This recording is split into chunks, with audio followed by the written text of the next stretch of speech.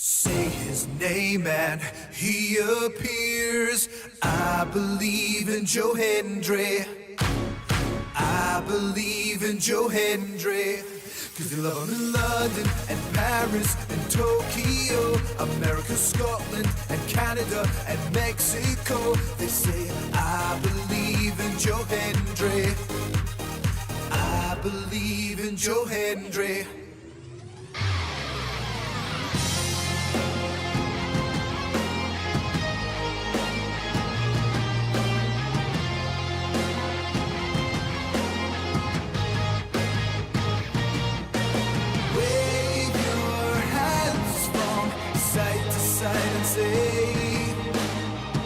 I believe in Joe Hendry.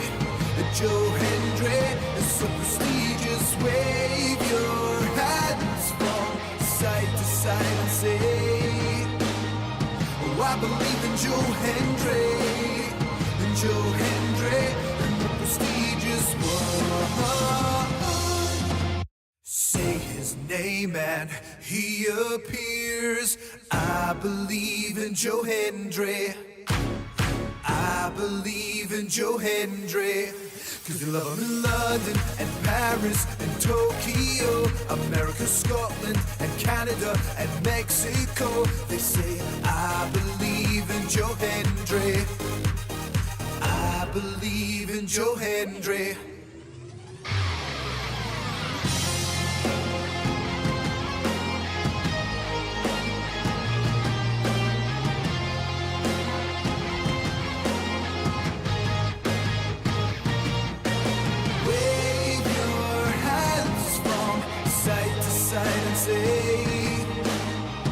I believe in Joe Hendry. Joe Hendry is so prestigious. Wave your hands from side to side and say, oh, I believe in Joe Hendry. In Joe Hendry and the prestigious one. Joy, what's happening? Clee, we in this thing. I guess we'll just wait for everybody else to arrive.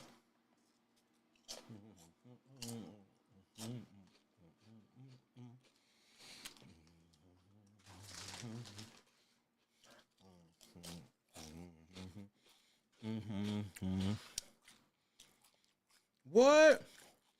No shit. Bro. Joe Hendry he was like my favorite he was my first favorite non-major wrestler. You know what I mean? Because when he was doing the shit for What Culture, What Wrestling over a decade ago, where he's at right now does not surprise me. Only thing that surprised me is it took this long.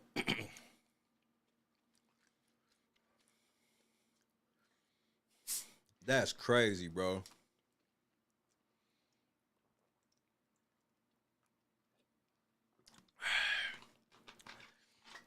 All right. Where's my tray? I believe in Joe Hendry. My tray.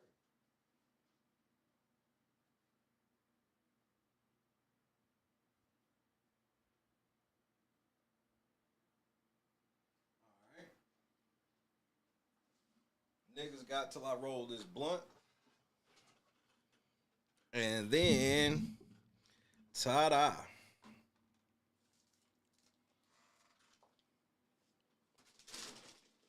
If you were at the previous stream, I hope your feelings are not affected. Because mine aren't.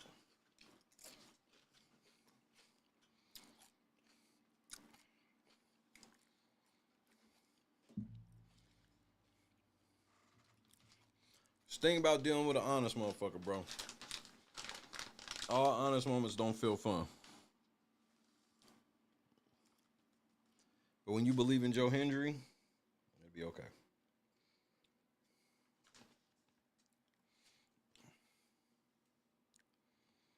Interesting.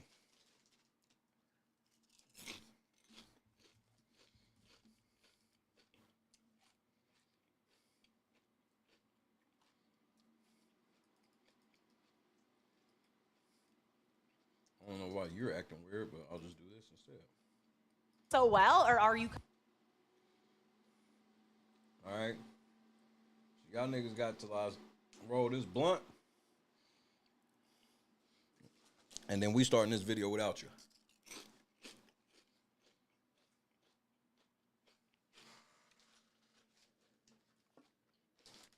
Since we are a normally smaller crowd, I'm trying to, you know, compensate.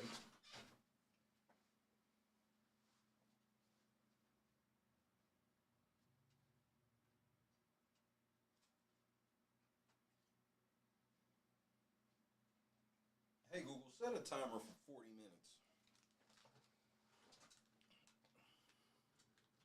40-minute time set. Get my soda out of the freezer. Happy birthday, Tip. Today is Tip's birthday.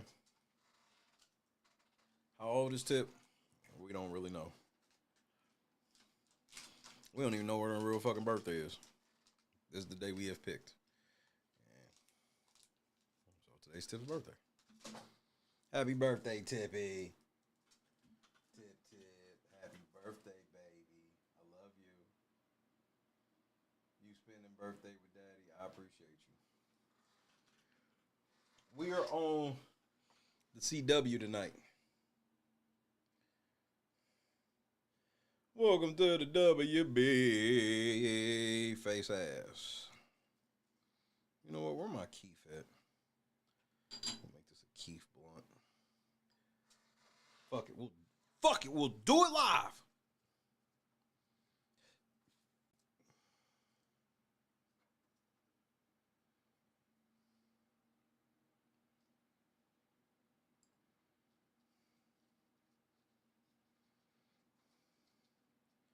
Because I don't think Damian Priest is long for the company anymore.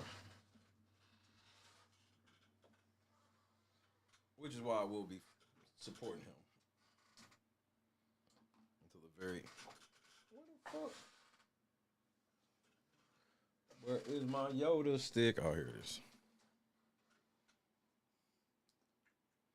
Yeah, I'm literally rolling this blunt up, and that's what I'm about to fire up right now. I was just trying to make sure Javon and KS getting this bitch. I already have it queued up. Boom, boom, boom, boom, boom, boom, boom, boom, boom, boom, boom, boom, boom, boom, boom, boom, boom, boom.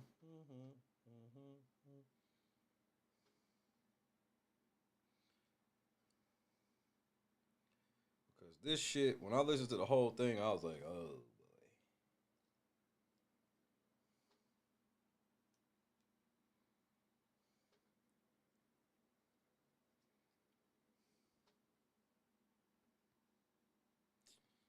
Oh yeah.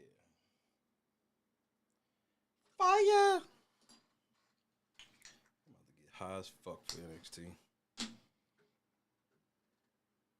Get so high for NXT and then miss the main show and then people be mad at me again.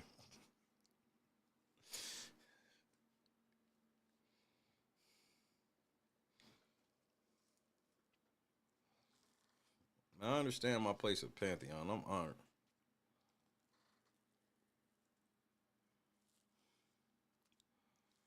But if I don't come on the air, it ain't because I lost my passion in LNC or I'm too busy for LNC. There's never a I'm too busy for LNC.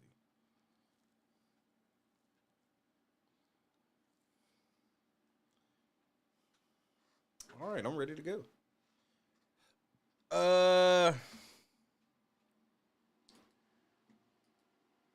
Damian Priest, my nigga, you have the floor.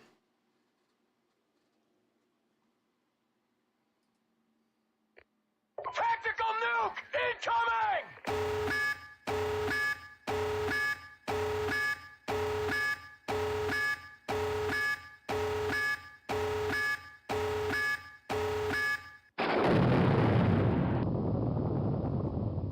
Philadelphia guy. Yeah, So which you're not. Definitely not. So he's like, hey, look at this, and they're saying this. So it's cool that he gets excited for anybody putting him over. Yeah, I mean, listen, we're not gonna put him over too much then, because He everybody else deserves it. already does. You need to get some shine on it, though. You know what I mean? Yeah, I'm all right. It's like, you talk about, obviously it's Mania season, which I think it's crazy that you guys don't have a match at Mania, but I'm sad about that personally. I think everybody else is sad about that as well, because I think the pop. I'm actually sad about it because look at his face. You see, he really don't even want to talk about this shit. Because this is the shit why I get mad. Where I'm like, now I realize all of my problems with Damian Priest ain't got nothing to do with Damian Priest. You put the belts on these niggas, but they don't have a match at WrestleMania. Why? Why'd you even put the belts on them? Would be massive, but there's a lot going on. Obviously, we just saw some stuff happen. You mentioned Drew McIntyre, but we just saw the Pat McAfee kind of thing unfold or whatever. I would love to get your thoughts on that. If it's something if you're listening and not watching, he just smirked. Look at his face.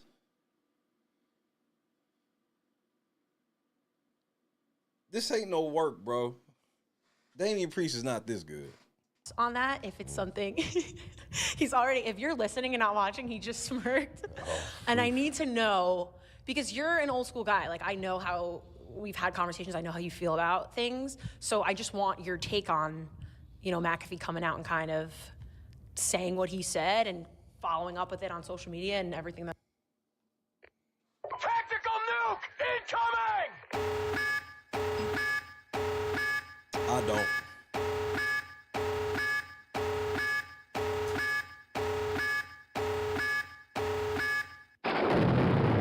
But we're going to find out very easily. That's kind of transpired from that. It sucks. Yeah. I'm not a fan. Somebody who knows Pat, get along with him, but I don't know.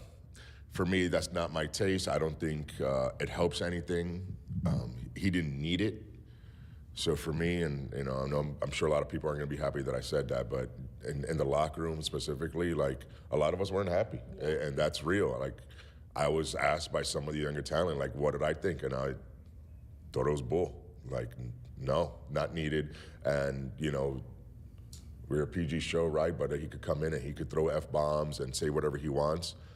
For me, that's like one of those things that so many other talent, even from one word, could benefit. And it's like, wow, now they're up here. Instead, you take somebody who's not even here all the time and gets away with saying something like that, who doesn't even need it. Not gonna lie, it kind of pissed me off. Yeah. I don't understand what the work could be. I'm so serious. I don't even understand what the work could be. He's not even at Mania.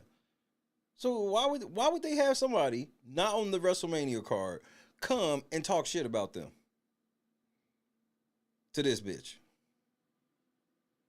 Why?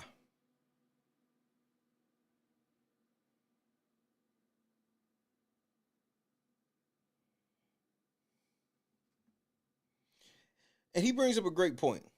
There's lots of other talent that if they had the same freedom of expression, say a Pat McAfee has, coming out throwing double birds and throwing F-bombs, how much better and how much crazier their characters and shit could be. Exactly. I mean, I don't think you're the only one. We saw that, Cody promo, which was in reaction.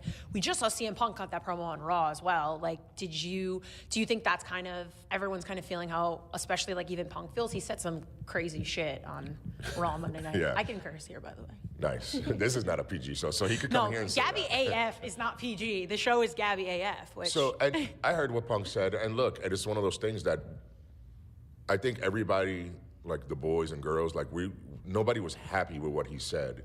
And the way he came off, but for different reasons. So I heard what Punk said, and I was like, well, that's his frustration with him. Mm-hmm. I have mine, others have theirs, because I heard different complaints, but we're all in agreement that it was like, take the mic away from this dude. Yeah.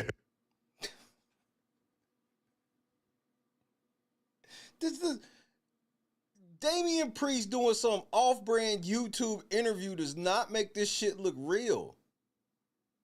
This is not this is just some random wrestling podcast shit during WrestleMania week. This ain't like no WWE sanctioned shit. That's what I'm saying. Like, I don't there's no eyeballs on this like that. Everybody in the wrestling community ain't even talking about it. It's just like a couple of niggas have spoken about it. And I think I make like the third. I just don't see the angle.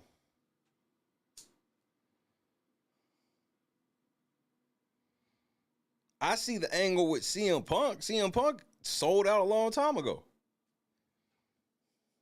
I don't see the angle with Damian Priest on some random podcast. This shit random as fuck. Conscious was had it. Conscious, you ain't got to be here to support wrestling.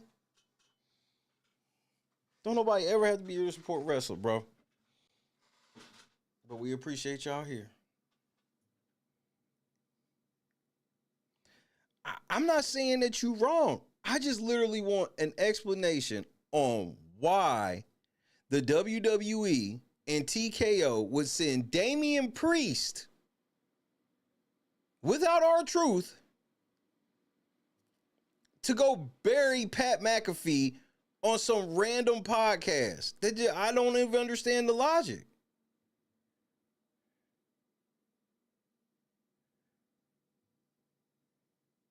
He ain't got no match with Pat McAfee at Mania. He's not even at Mania. They sent somebody who's not even on the card to go bury them on a random podcast. I don't know about that. I just don't know. You know, like in that moment. And, that's a bit much for me. And I think everybody wanted to do a run-in at that point. Yeah. I mean, even watching from home, we were like, I feel like he's just kind of venting out his frustrations. This doesn't even feel like a promo, which... But nobody else has done this, though. Oh, I can see that. But nobody else has... There have been no other talent. The only talent that has buried Pat McAfee is people on air. There has been nobody else like doing interviews like this burying Pat McAfee. I haven't seen it, at least. Are my favorite kinds of promos to watch because it's like kind of a shoot. That's my whole thing. My thing is, if it was somebody else, maybe you could sell me on it. Damian Priest just doesn't make sense for this job. If they sent somebody, why would they send him? It's not a work, but... Also, does Randy really need Pat McAfee? I don't think Randy needs anybody, to be quite honest, because he's Randy fucking Orton. But, sorry, I'm cursing more, because Randy gets me hyped up, by the way. I'm a big fan. He doesn't need anybody, but they're also saying, like, possibly this is going to turn into, like, a faction of more people. Maybe other people frustrated in the company will join in, or, you know, will this even be the end of the story come WrestleMania? Is there other people involved? Because, like, I think there is. I don't think Pat was on the phone. I think it's a lie. But what do I know? I probably know as much as you know. I don't know anything. I don't know. I think it's intriguing, but I think it's a very split feeling from the fan base about whether they like it and it makes sense or they hate it. Okay, so now I'm wrong, and this is a work. Now what happens? What's the payoff? What was the payoff? What is the... Okay, tell me what the payoff is. I'll give you that. You can have that, but tell me what the payoff is. What the fuck is the actual payoff of Damian Priest going on this podcast to bury Pat McAfee as a work? What's the payoff? This supposed to make me buy Mania tickets, make sure I catch Mania? He's sitting there saying all the same shit I'm saying. Randy Orton don't need Pat McAfee. What is the payoff from saying that? Obviously, at the end of the day, you want to talk about it, and we are. So it is gathering attention, which is the whole point. You know, they're trying to sell this match, and obviously adding somebody like Pat McAfee does add. Don't get me wrong; he has a crazy following, and he's very popular. But I don't know. I don't agree with the way he went about it.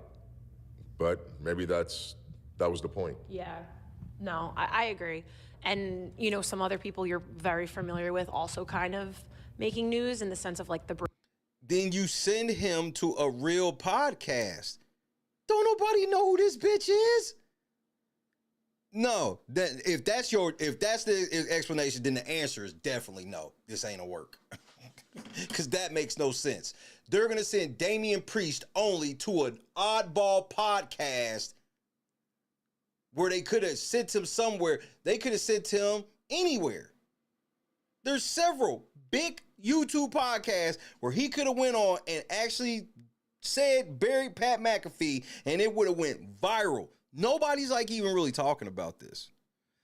So I don't understand why they would do that. Nobody's talking about it. This is not viral in the community. Only a couple people have spoken on it.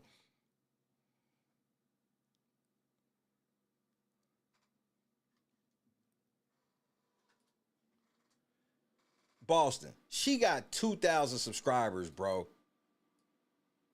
They sent him to do an interview that got 1,500 views it's been out for 4 days. 1,500 views with 2,500 subscribers. No, this is not a work. And it's why he felt comfortable saying this shit. Because he knew nobody would fucking hear it, and nobody has heard it but us. It's two other wrestling out of all the wrestling podcast shit I listen to, it's only two that have mentioned this shit. And they mentioned this like 3 days ago.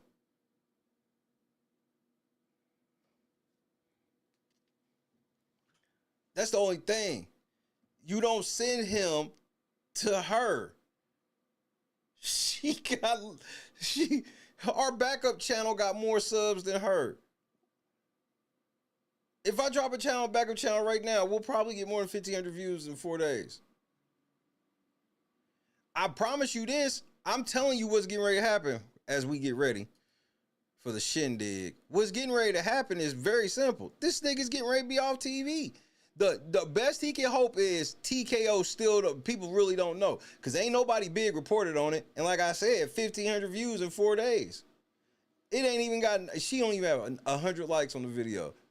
So most of the rest of the community ain't even seen this shit. That's my main thing. Where I'm just like, it's hard for me to go, this shit's a work. Because, lots of people do that shit. This is a safe haven smaller channels are safe havens for shit like that. Because it's like, they're going to upload this shit, but ain't nobody going to watch the fucking video.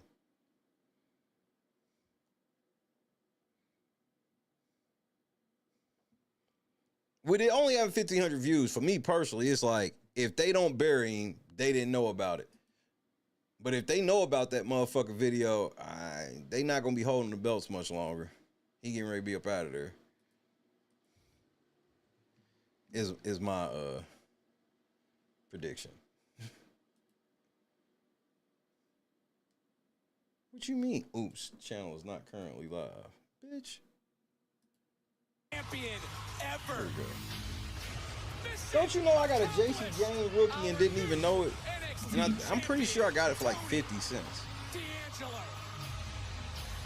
Tony D time. The stakes are risen. So is the price of revenge. Lola. You Now, finally got Boston, your win. I 1,000% hope you right and this is a work and they're going to give him a proper push instead of making him the zesty Undertaker. The NXT Women's Championship at NXT. Nigga, Jason James so sexy to me, bro. I don't give a fuck. Knock your ass out again. But Lola Vice is even more sexy than her. Stand in the crosshairs of all who dare to challenge them. Now that I got this, everybody wants a shot. Page stole the tag to steal the match for himself, not for his team, and he's going to have some explaining to do to the NXT champion. But after tonight, Tony D and Ethan Page, I all of that dumb shit, I'm with it. Battle is a fight for gold. Some of our pride The Kalani and Miss Parker shit, I'm not ready for that to So end. sick of women like Kalani Jordan thinking that they can sneak one on me and not have consequences. She's always in my business. She's jealous of me. See? Are you joking? This girl- See, how come they don't do shit like this in the big boy shit? They got these hoes fighting at the motherfucking training facility. Bitch trying to run up on the car. Stop, bro. Stop.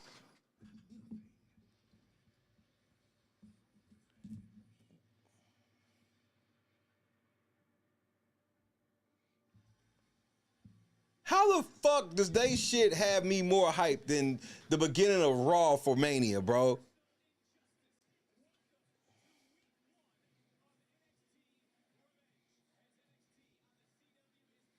Like, the way they had them motherfuckers, the bitches in her car trying to leave, and the bitch like she done ran out to the car trying to fight her.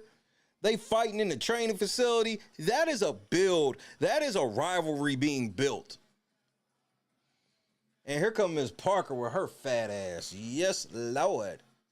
But she ain't here. She ain't in here trying to look cute tonight. She trying to turn up tonight. She look cute anyway.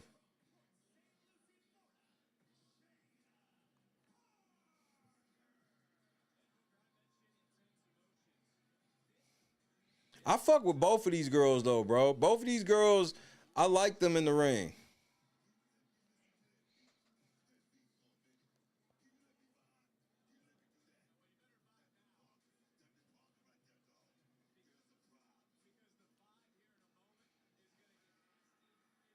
And Booker T really sets this shit off for me. Booker T really be getting me ready for this shit.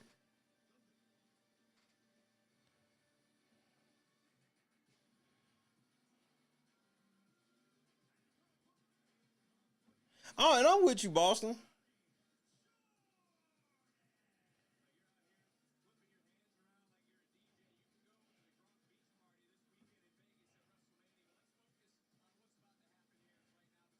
Because don't forget, I've been a wrestling fan my whole life. I understand, you know, anytime the line is blurred, that's good wrestling, whether or not it's a work or not. Because even when it's real, if people can think it's not real for half a second, that's good. To start the night off with these two, bro. I'm with this shit, bro. I don't want their shit to be over after this match. First match gas is on and popping.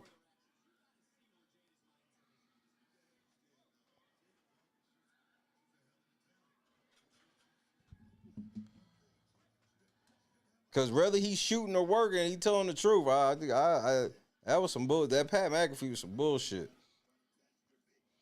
But I didn't understand what everybody's. I don't understand why Pat McAfee's show is so popular, nigga. Because it's like not even that deep.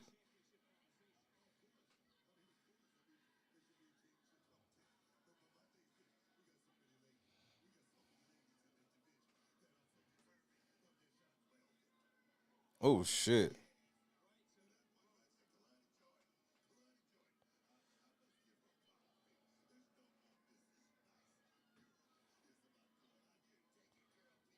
So what surprises can we look forward to for WrestleMania?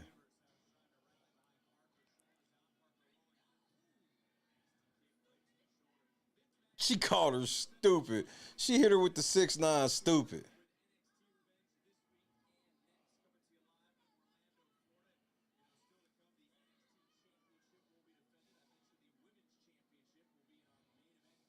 Does Ethan Page have a chance tonight?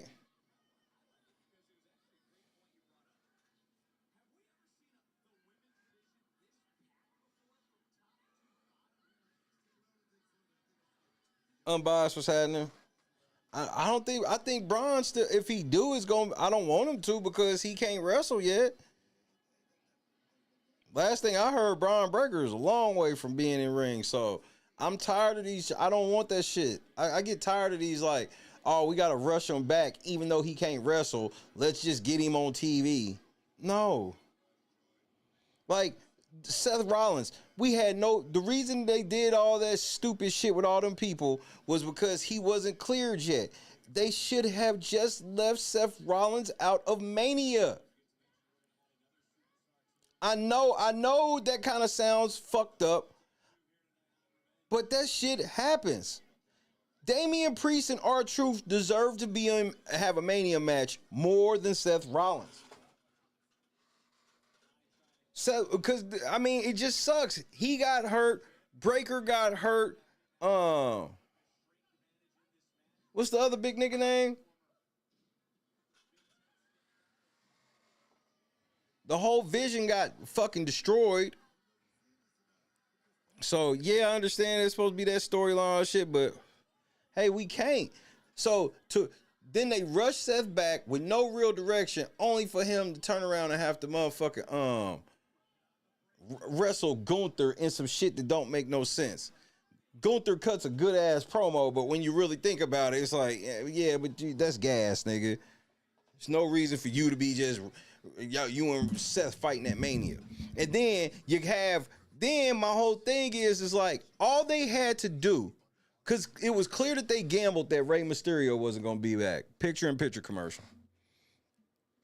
All they had to do, while they being scary of Rey Mysterio coming back, once he did come back, they could have had Rey Mysterio interrupt Gunther and Seth Rollins type shit, and then bam, Rey Mysterio versus Gunther, and then Gunther take this nigga's career. Because they said that was what the plan was supposed to be. I think it's more so Rey Mysterio don't want to retire, and I'm like, nigga, come on, bro. Like, it'd be different if you were still being booked in a way that mattered. You're never going to be booked in a way that matters again.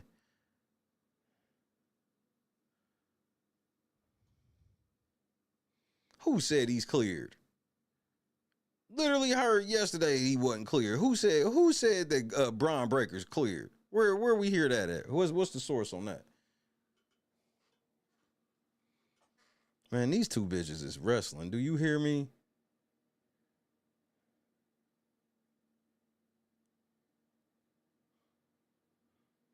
Kalani's in control right now. Full control.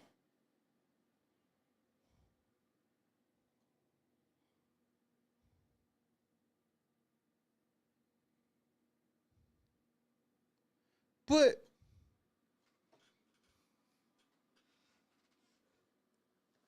I want to know direct, because literally this was yesterday that I saw Braun Breaker is not cleared for Mania. He's medically not cleared for Mania from reputable source. I have not seen anybody say that Braun Breaker's cleared. Seth Rollins is officially cleared now, but when he first came back, he wasn't cleared either. They were just gambling that he was going to be ready. I just feel like they should have just let Seth be off of Mania. I mean, Seth could have just cut a promo or some shit, bro. This is where it be feeling like Seth Rollins is overrated to me, because I'm like, Seth Rollins should be able to just cut a promo without having a match at Mania, because his shit's not ready.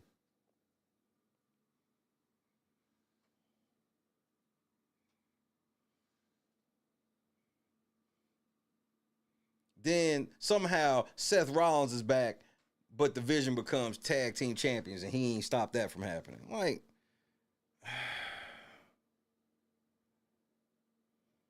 yeah. I don't know about. I guess we'll see, huh? Yeah, I ain't heard nothing about Braun Breaker being from a legitimate source, what I would consider legitimate, for the record. I ain't heard that. But I promise you, that's what I will be checking on this evening. I will be checking thoroughly on the health of one Braun Breaker.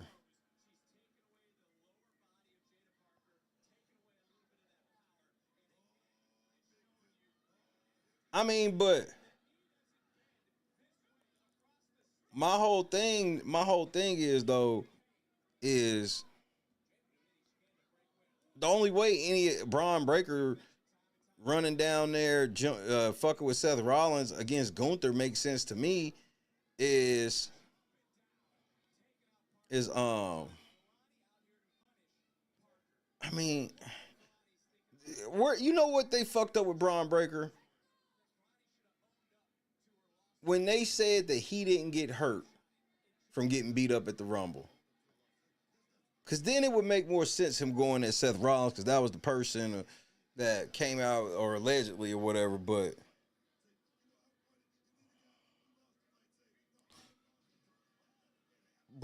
like, for it to make sense for me, Gunther got to be in the Vision.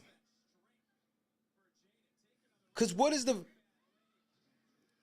it's clear that Gunther's trying to make it seem like Paul Heyman's going to owe him a favor or some shit, right? Well, what is Gunther gonna want? And what the fuck can Paul Heyman give him? That's the other part.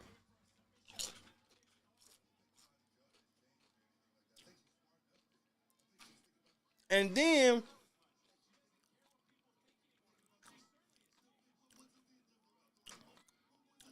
Braun is clear per Sapp and Meltzer. Yeah, I'll wait.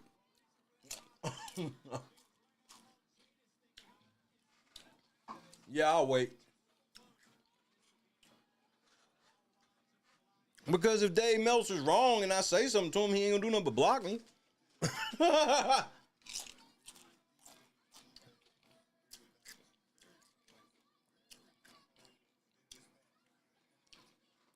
I just watched Dave Meltzer be mad wrong like 2 weeks ago. And instead of saying he was wrong, anybody that told him he was wrong, he blocked him. This was like 2 weeks ago.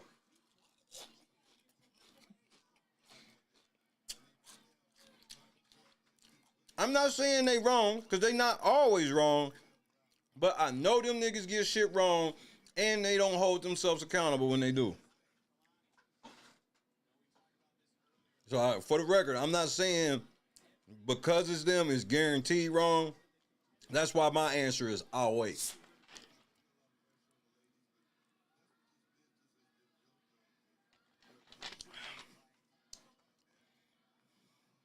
I'm telling you, boss, I don't fuck with Dave Meltzer, bro. I don't fuck with Dave Meltzer, bro. Dave Meltzer be on some bullshit. He just lied about some AEW shit like a month ago. I think that was like a month ago. It was like, nigga, he just lied about some shit.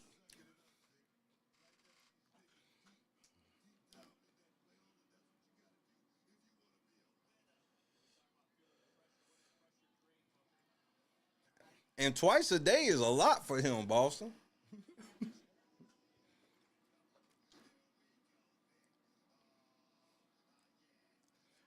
Right, because we have to remember, and I think a lot of people be forgetting, some of these niggas in the matches don't know the finish until they're in the ring, in the match.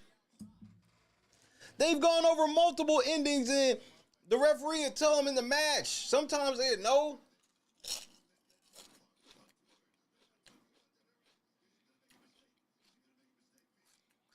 Yes, sometimes stuff can get leaked and whatnot. We do know that.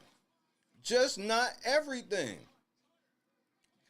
And Dave Meltzer wants you to believe that he gets to know everything, and that's not possible. That's my problem with Dave Meltzer. He wants you to believe that he is in the know of everything in wrestling before it happens. That's not possible. It's just not.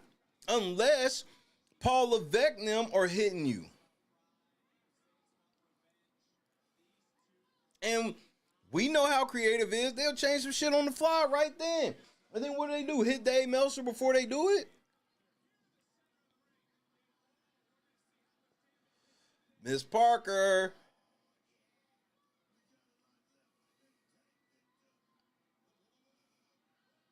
And yeah, and that's the other thing on top of that, Boston. If something gets properly leaked, they will change it on the fly.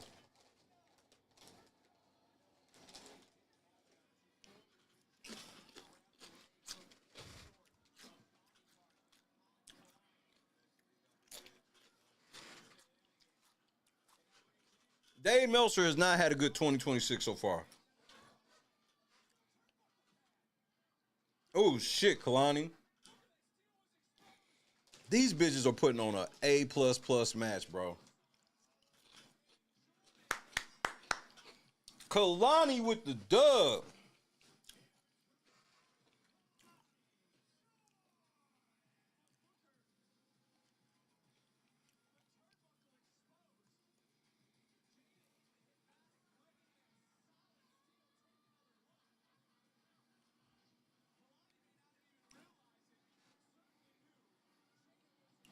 Now, I will give you that unbiased. Like, I don't think you're wrong when you say Dave Meltzer, if he get a hold of some shit, he definitely ain't got no loyalty to the brand. So yeah, I will definitely give you that for sure.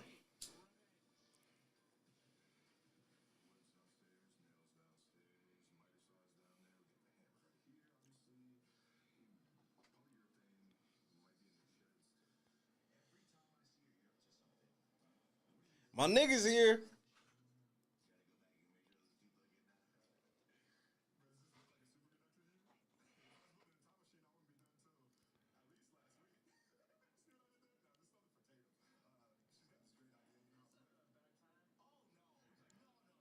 Ricky Saints.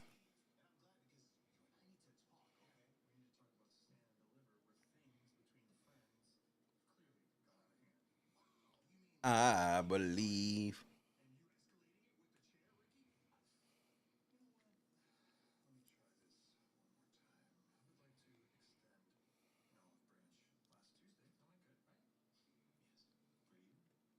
For you.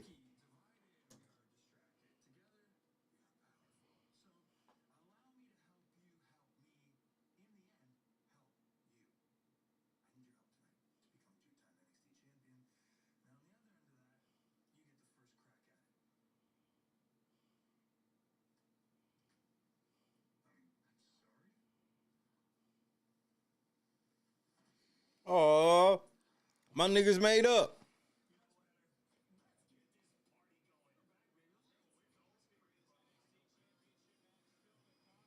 My niggas made up.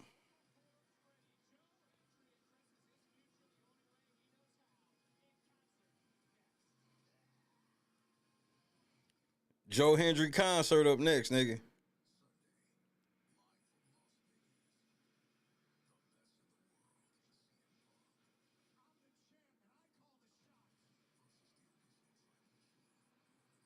He said Meltzer been blocked me. Yeah, Meltzer ain't got a shot at me yet.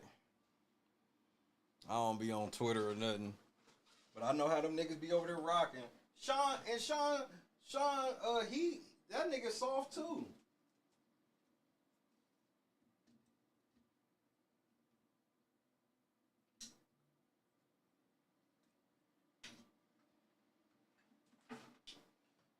Like, Sean, that nigga, he soft as fuck too, bro. Don't get it twisted.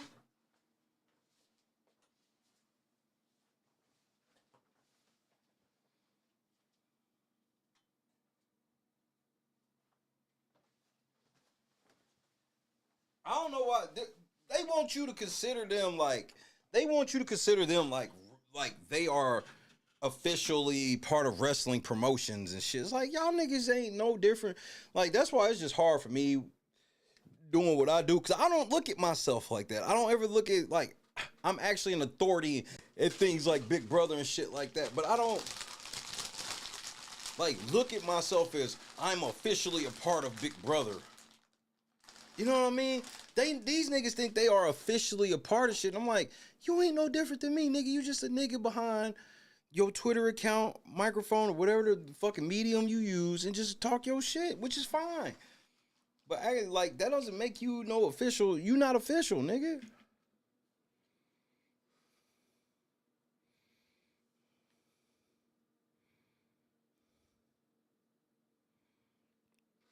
Because it was easy to find on Google. When Dave Meltzer shit fell apart, the bigger social media got. Some motherfuckers just got on because because people always have been into wrestling, you know what I'm saying? When they popped up in the search results, it was literally like that for them. They had good SEO on their shit in the beginning, and they was at the top of the results. It's like a lot of these niggas that like got these big numbers and shit, like JD from NY, like nigga, like if you were searching wrestling back in 2014, 15, and you wanted to know what happened on Raw and shit, it was basically just gonna show his shit. And these niggas think they the best because no, y'all niggas started before people and y'all got here and that's cool and great. Congratulations. That don't mean you know more than wrestling. Know more about wrestling than anybody.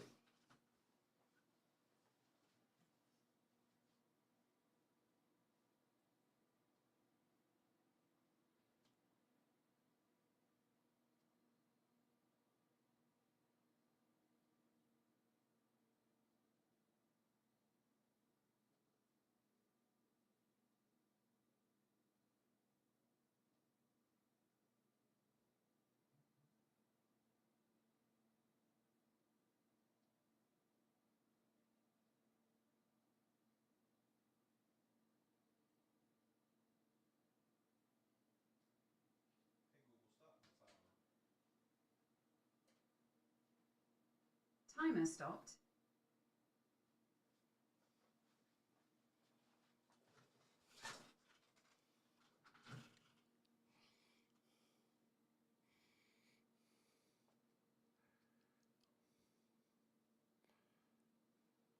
Yeah, I mean, but I think that, and it's with a lot of them. I think a lot of them are legacy. A lot of people are like legacy.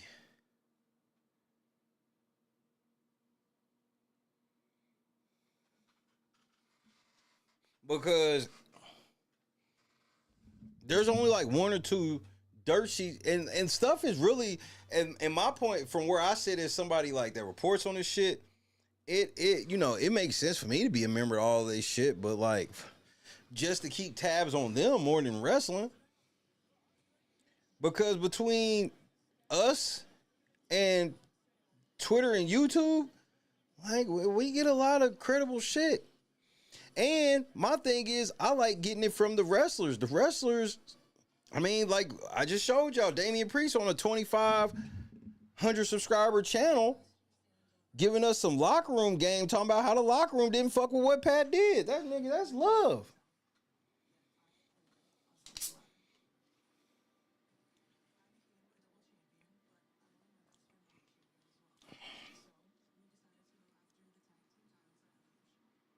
I want to find Soul Ruka hot, but it's just not for me.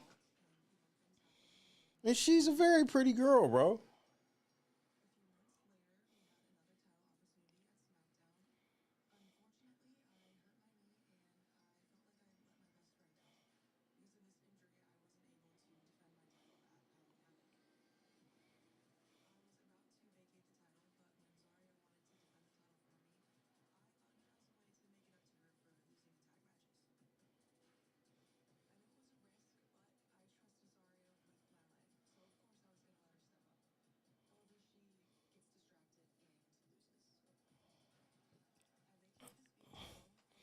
Bro, I like this revenge angle, bro.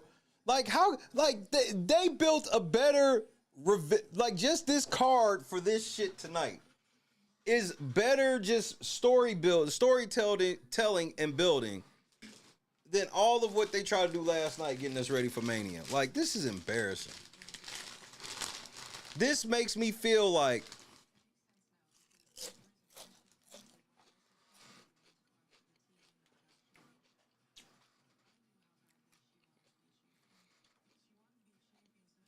a lot of this shit TKO fault, right? But you have to fire H. We got all the proof we needed. Triple H led the way for TKO getting here, all so he could be in power.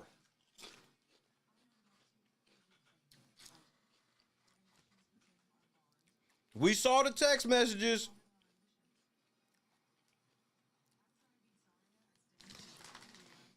Triple H sold the whole fucking family business and everything out so he could have some power. He wanted to make sure Vince was far away from this shit.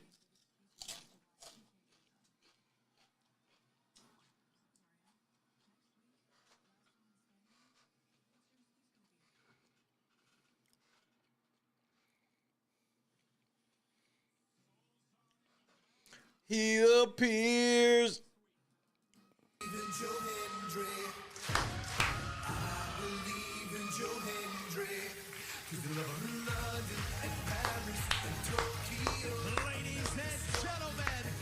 Yes, he do.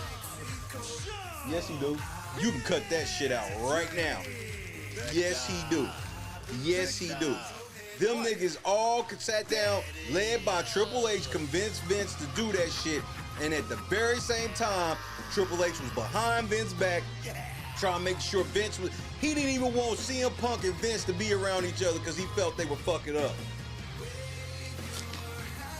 NXT on the CW is brought to you by Napa Auto Parts.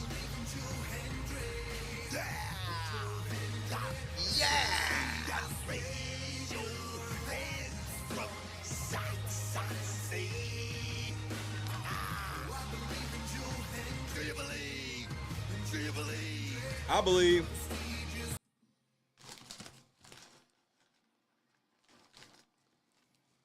The text messages came out, bro.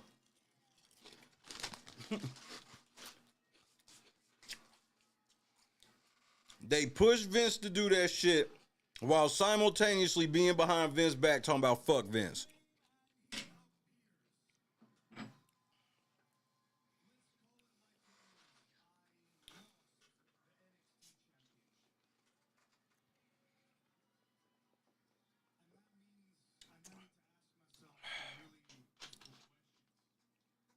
Come on, Joe. No. No. No.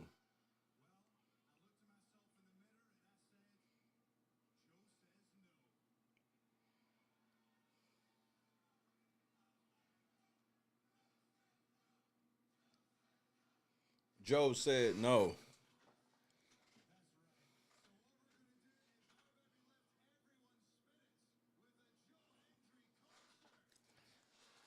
Joe Hendry concert.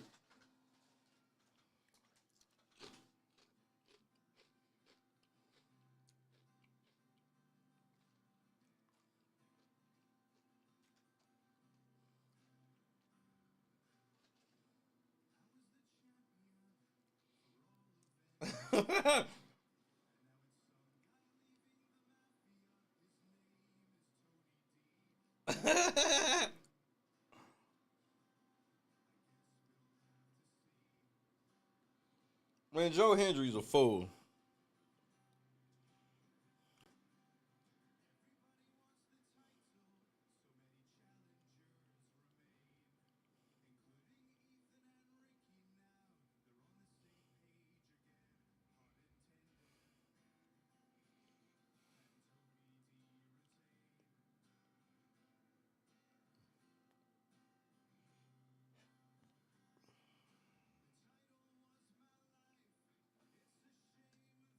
Lost her.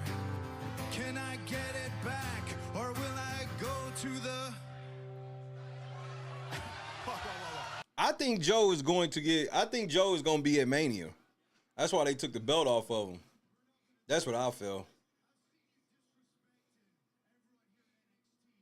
What is this nigga's name? I forgot this nigga's name that quick.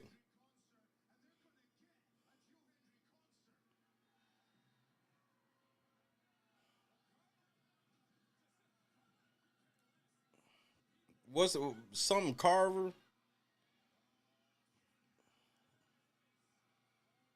Damn, he no sold a guitar.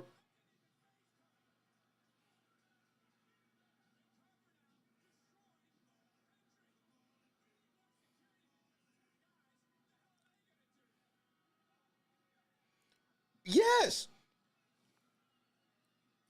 I didn't say exactly that, but that was what I was kind of alluding to when I was talking about, like, man, he's doing most of his promo ain't even is about fucking CM Punk. And yeah.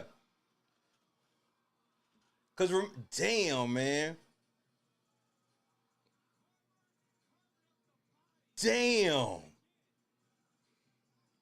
That nigga Carver crazy, bro.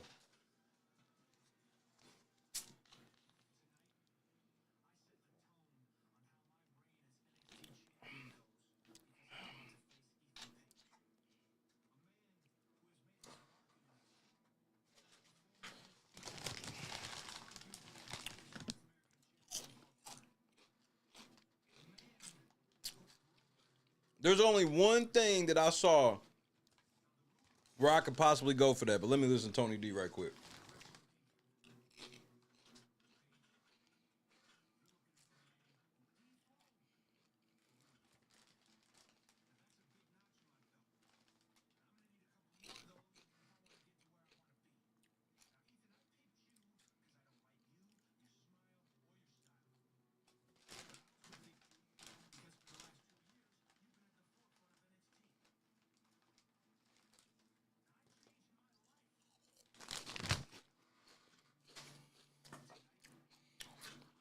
No, see, there go that Dave Meltzer talk.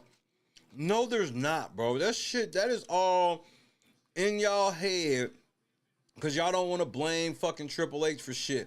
There is no fucking WWE versus TKO. TKO is not a wrestling promotion. This shit where y'all just like, oh, and then on top of that, the WCW in the WCW WWE invasion angle was trash. Why? Because WCW was no longer a fucking promotion. So you knew they were always going to get big booked second fiddle. So it didn't even make no sense. TKO is not a promotion. So this whole thing where niggas keep saying, oh, it's about to be a TKO WWE. So no, the fuck it's not. Did y'all not read the text messages between Triple H and Nick Khan? I think y'all need to go read those, bro.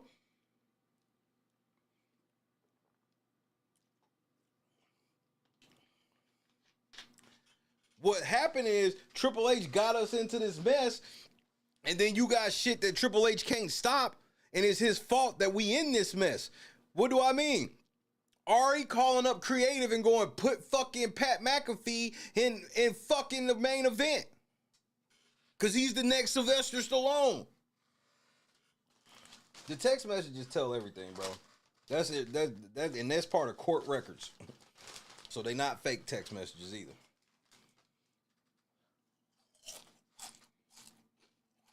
Triple H helped push Vince out and usher in TKO because they promised him power.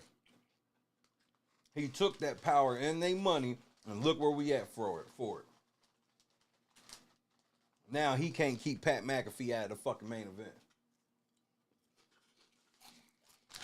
And Pat McAfee does a Dodge Ram commercial in the middle of his promo. Come on, man. Get the fuck out of here.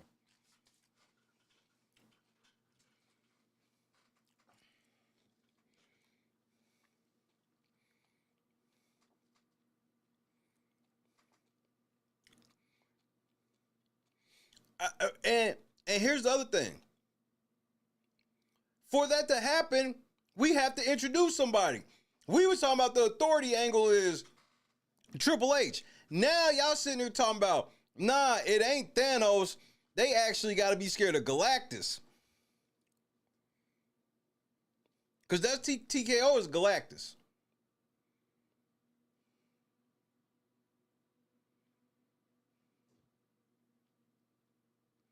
Nobody from TKO is on TV right now. Nobody.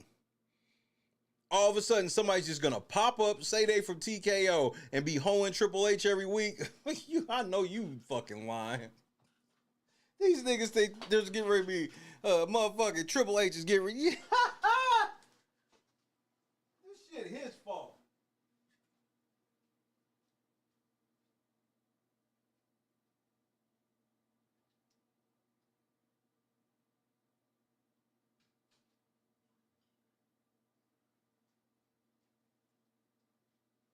I mean, let's talk about this nigga's dumbass booking decisions. The go home Raw, we're gonna have a contract signing between Brock Lesnar and Obafemi, but they can't be in the ring. They at the same time they gotta do it separately. Like,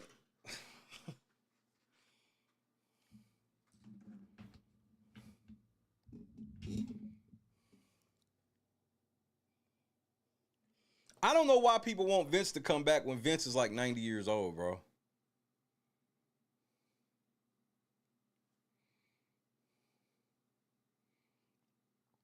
Because this whole thing, you know, if Vince come back, Vince is going to be back. Y'all know how Vince rock? Vince ain't coming back to be in no supplemental role for nobody. It's not in him.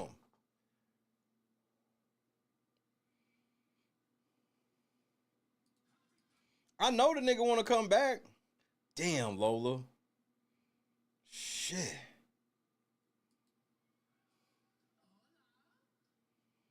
Stephanie Vaquier.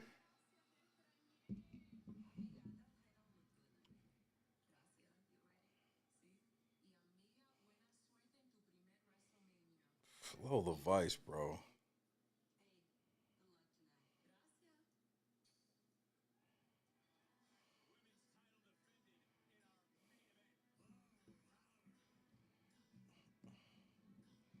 I think Vince coming back is a bad idea. Even, look, let's say y'all come up with, let's say Vince has agreed to just be on some valet type shit.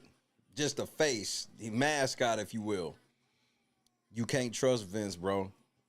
Once he get one foot in there, bro.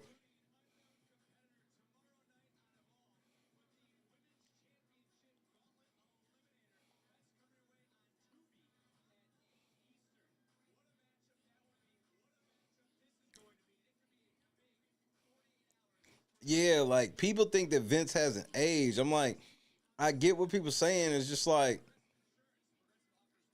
we need to get rid of Triple H, and then we need to get away from TKO. I think because what I've seen with the NXT product, if we just get fucking TKO off the main brand and let this level of wrestling go through the main brand, we'll be fine. Because I'm literally at a point where the main brand is so bad that I be watching people in NXT and I'm like, man, you getting too good, and they gonna fucking send you to catering.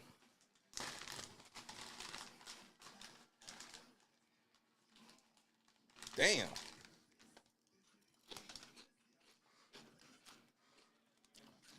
Oh shit.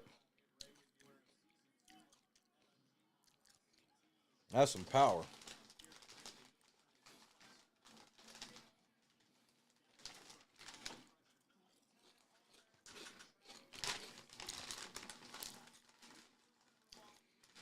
My whole problem with Vince is, do I think Vince could help in a supplemental role? 1,000%.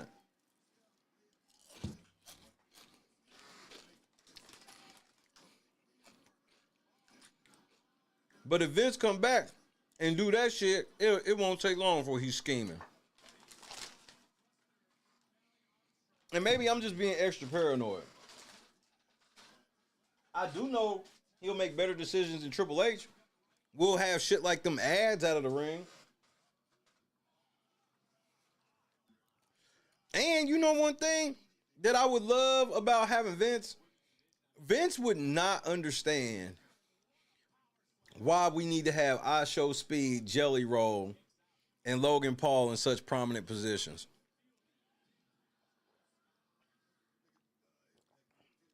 I would love to know how Vince truly feels. Because Vince wasn't shy at bringing celebrities, but they were always in very small, tiny, muted roles. They was never getting near no championships. Logan Paul has a fucking championship now. Which is just the beginning, because I'm telling you, this nigga's getting ready to be... He's getting ready to be motherfucking world champion. I would even go so far to say that Logan Paul will get the belt and have a run longer than the OTC.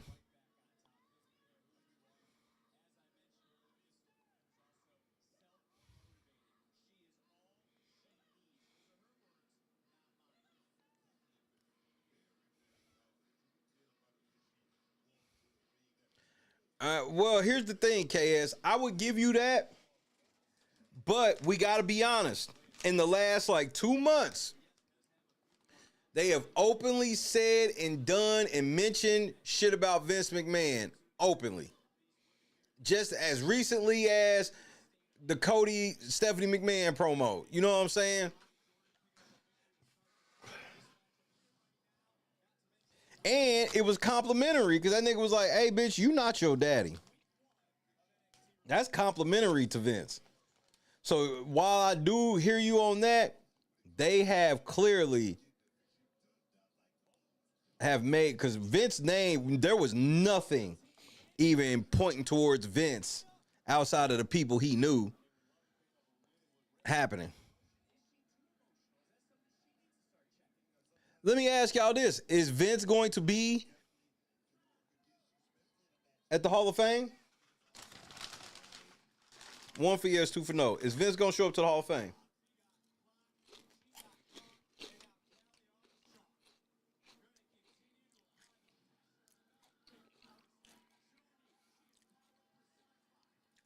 Punk brought up Vince as well.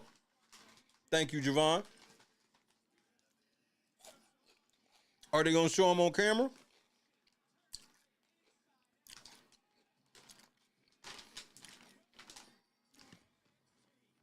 Because you want to know the part that I am totally objecting. You do know that the headliner of Hall of Fame is Stephanie McMahon and not AJ Styles?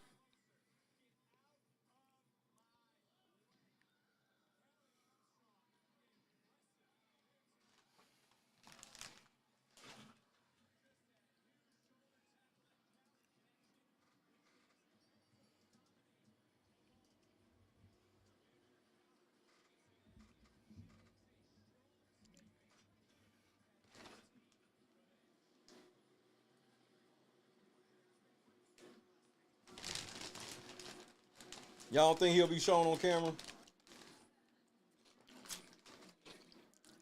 Now, y'all wrestling fans.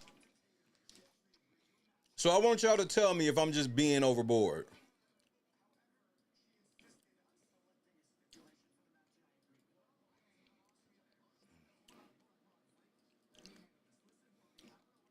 Oh, let me finish watching this first.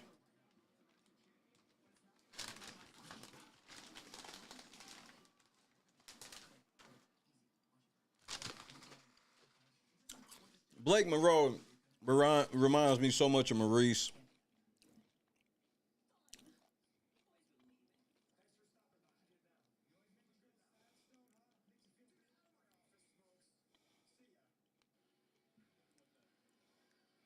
Hold on, my nigga Ethan Page coming to the ring.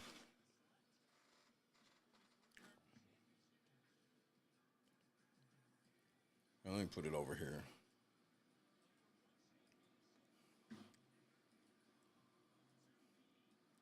So, hey, you telling me this shit ain't disrespectful? Stephanie McMahon is the headline inductee. Her name is above AJ Styles, and she's in the middle. Stephanie McMahon is the top billing for motherfucking Hall of Fame. Stop, bro. Stop.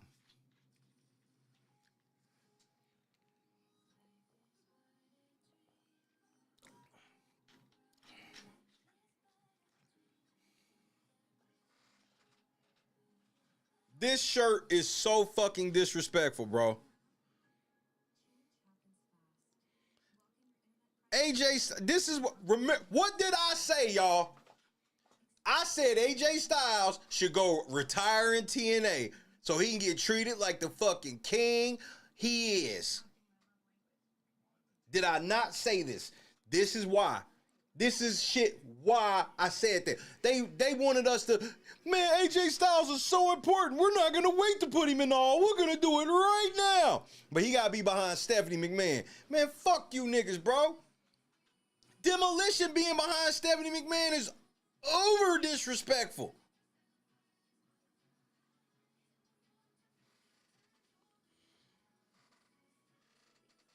This is the shit that Triple H, he got the power to be pulling this shit. It's just hard for him to tell Ari no about Pat McAfee because Ari gave fucking Triple H all the power.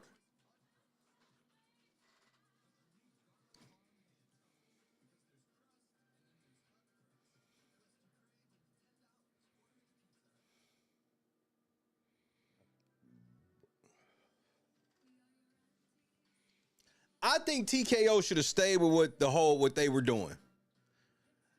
Because it ain't like Vince couldn't keep a secret. They should have just kept Vince quietly on the fucking payroll.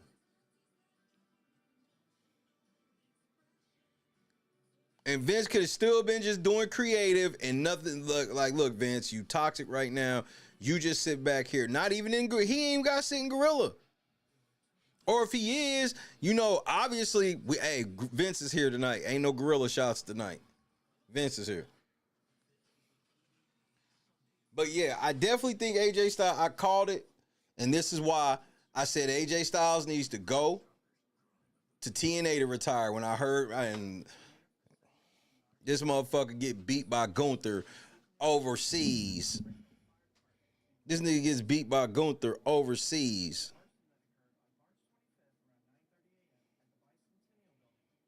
And this is how he's rewarded. Vince is not pulling strings now. They clearly 1000% separated ties when them reports came out. They had to. It doesn't even make sense for them to even remotely risk it at this juncture. That's why they testing the waters. That's why they've been letting people mention this nigga and shit like that. They've been testing the waters to see what people think. Because really, all they want to know is they don't give a... Because yes, there are a whole lot of people going to talk shit or whatever. Man, all wrestling give a fuck about is, are we going to stop watching if they bring Vince back?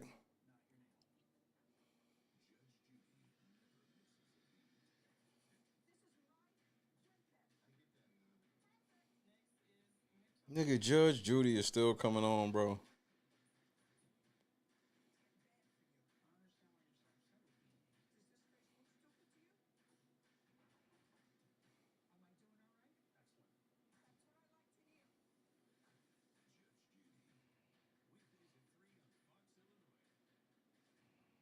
Judge Judy really still come on TV. The last time they brought Vince back, Stephanie quit.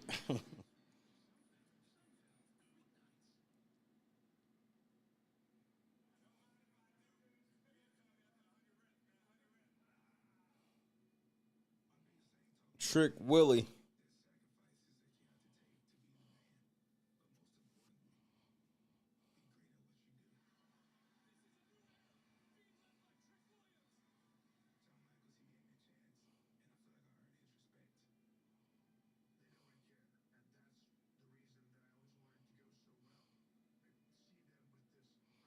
If Vince come back, he's making Punk eat dog food after being jobbed to Danhausen.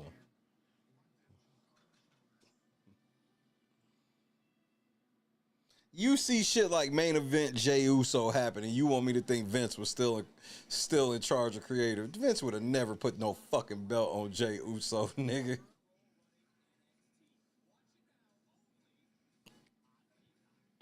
Ain't no motherfucking way Vince McMahon would have had Jey Uso choke out Gunther for the title, nigga. I got like 40 years of all the wild, brainless shit. No, that would have never happened.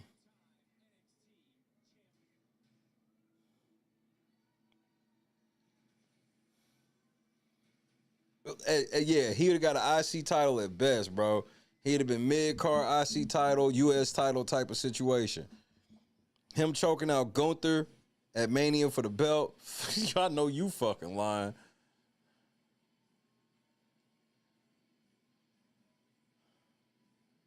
The champ is here. I can't stand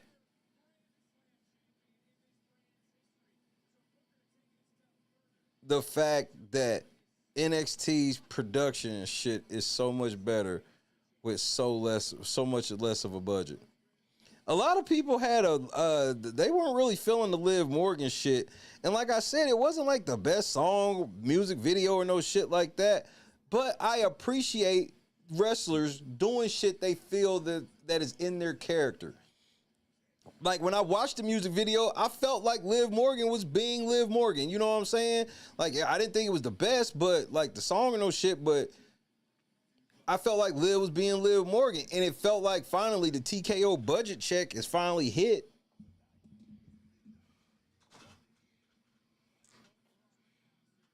Be kind, we appreciate it.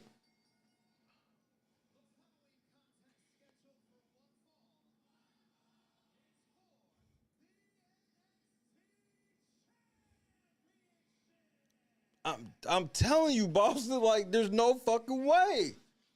And this is with somebody that, like, there was a time, like, and I stayed, and I'm still there. I'm not wanting to bring Vince's back.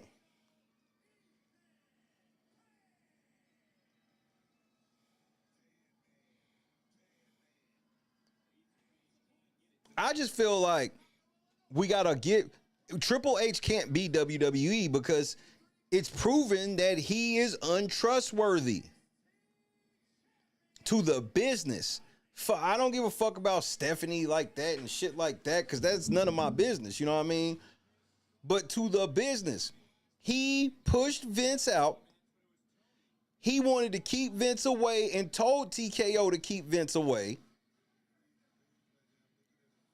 But now he ain't got the backbone to stand up to TKO because they gave him his power. And if he stand up to him, they will fire him.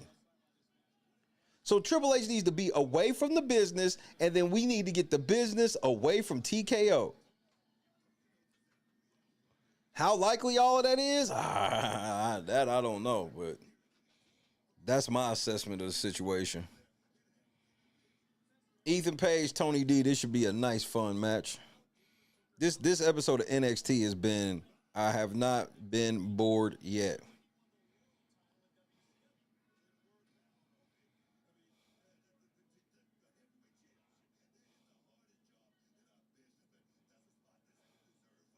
And I do not want the main roster and shit telling Tony D to get any bigger, bro.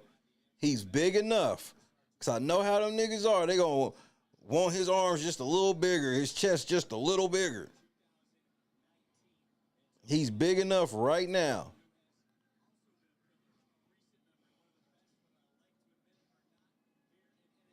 So, how are we ranking NXT call-ups right now? Like power ranking. So, I got Joe Hendry number 1, and I probably would have Ethan Page number 2. From the men, at least. That was nice.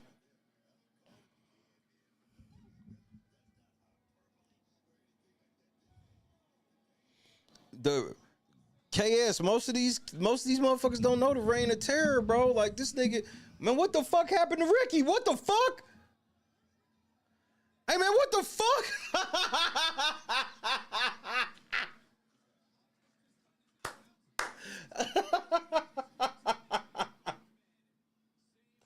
Hey man, Ricky Saints is a fool, bro. What the fuck? What happened? Damn it. Shiloh got this nigga fucking.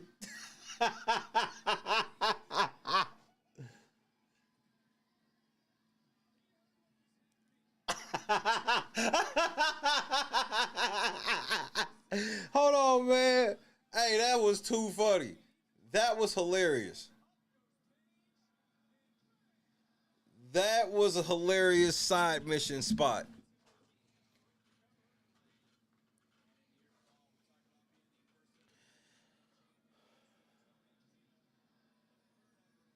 Most likely. I'm going right here. I'm going most likely.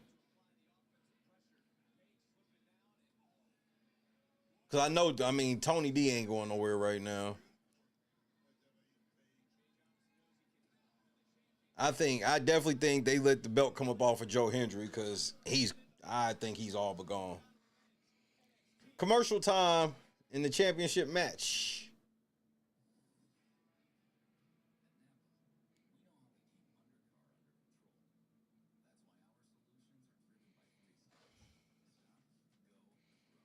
Yeah, and then, yeah, definitely. I just don't want them to all get caught and get buried. But, I want them to get their check. I want them to get them some security, a little more security than what the NXT security is.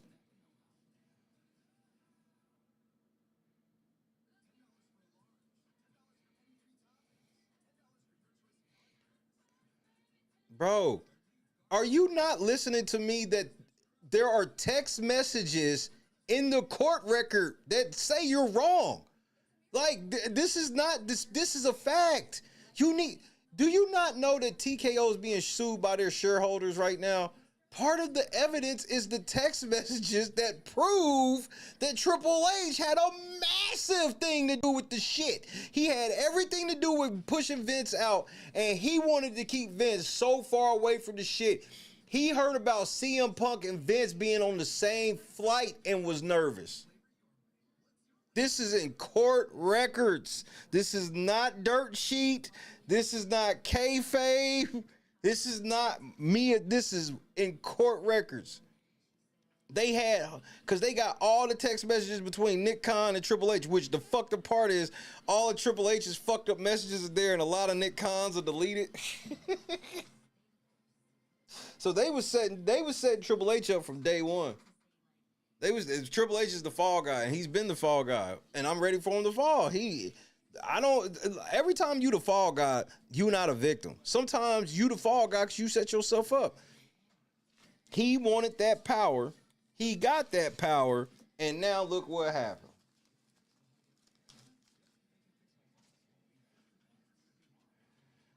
Well, I'm glad. Hey, way to be a great parent helping with that homework. We need more parents like you.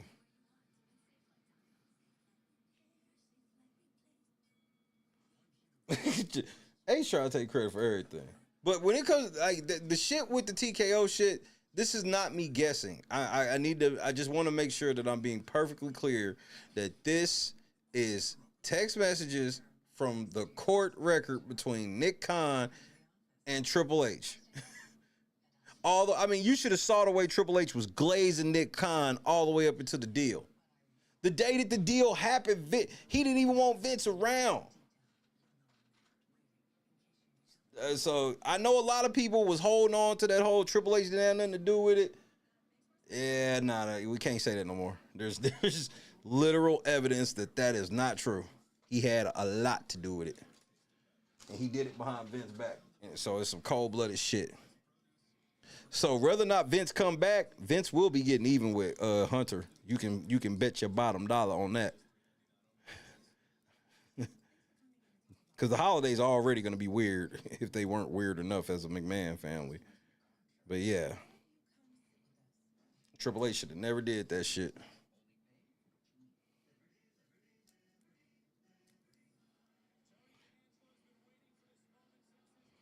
Because I can see a scenario where TKO ushers motherfucking Vince McMahon back in and be like, the only reason we did what we did is because of your son-in-law, nigga.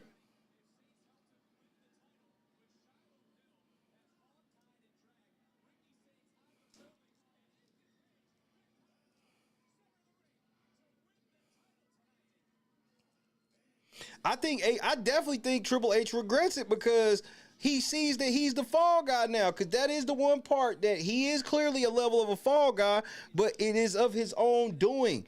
Yeah, it's hard for him to tell Ari Emanuel, man, fuck that. We're not putting Pat McAfee and I Show Speed and any other of your motherfucking clients in the main event scene just because you want to get main event shit for your clients.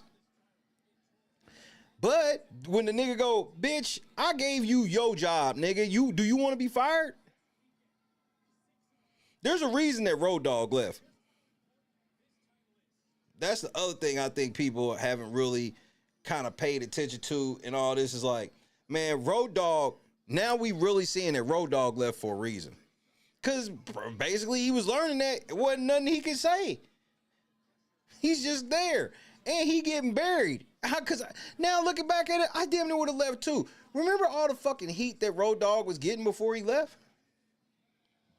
There was a lot of people saying none of this shit was Triple H's fault and it was all his fault. Then he leaves and what we end up saying, man, you know Road Dogg sitting at home laughing about this shit. Maybe he really is.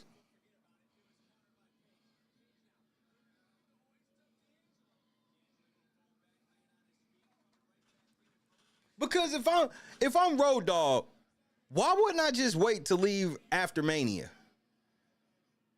Why wouldn't I get my Mania check before I get up out of here? Tired of it. Tired of what? I guess this is still kind of up in the air, but I feel like Triple H sold everybody out. He got everybody tied in with these TKO niggas. Or he helped it. I don't know who was the initial. I ain't gonna say I know the initial. But like I said, when I saw the text messages the other day, I couldn't believe it. I was just like, this nigga Triple H, bro. Everything you thought. He been like this forever. Cutthroat, fucking untrustworthy. I've never even heard the nigga speak on China since she died. Have you?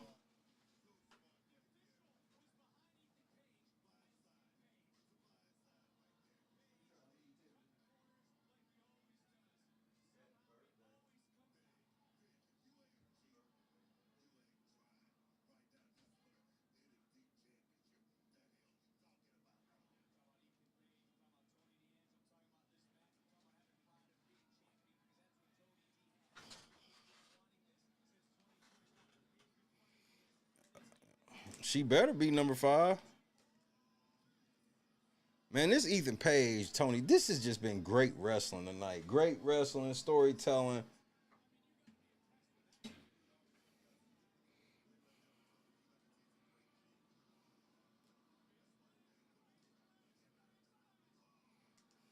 The crowd is really into this match.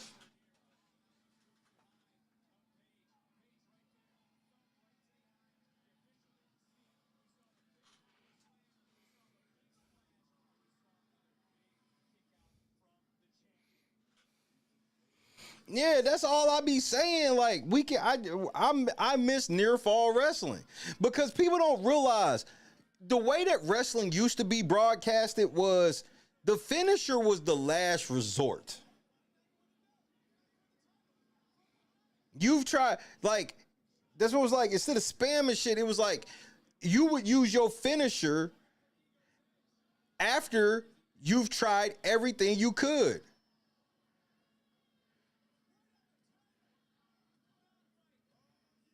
Oh, I was gonna be mad as fuck if Ethan won the title back like that, and that's my nigga.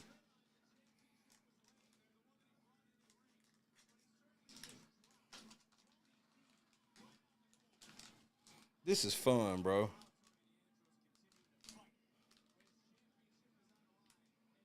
NXT coming on after Raw is the smartest shit ever, bro. Shit, they low-key should make it come on directly after Raw at this point.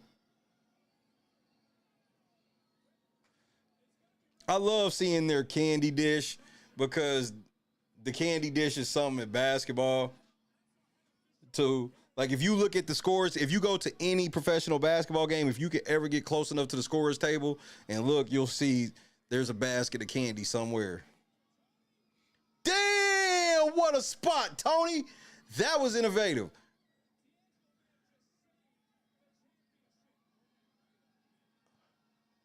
What the fuck is Tony D doing? Oh, my Lord, bro.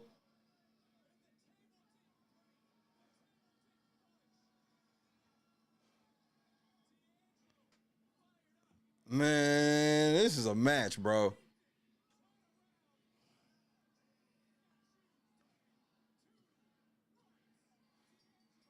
Tony D retains. Great match, bro.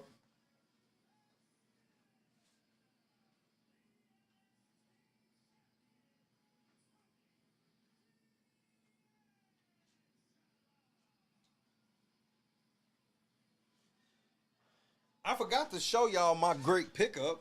I did get one really good card pickup.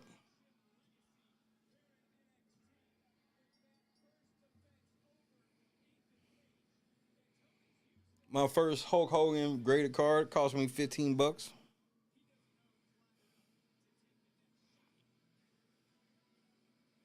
1987.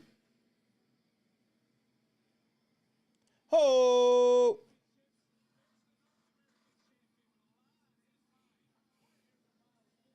Miles Bourne up next.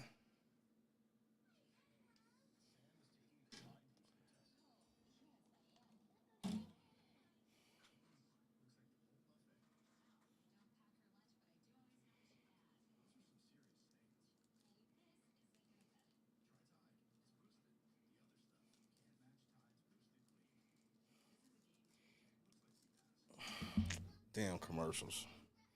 But that was a deserved commercial. That was a good match. I enjoyed the first hour. Leaking into the second hour is enjoyable. Let's keep the momentum going.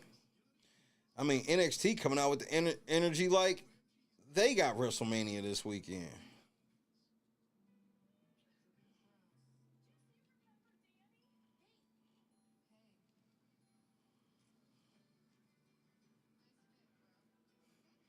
Clee, you don't have access to the CW? You need to get you IPTV.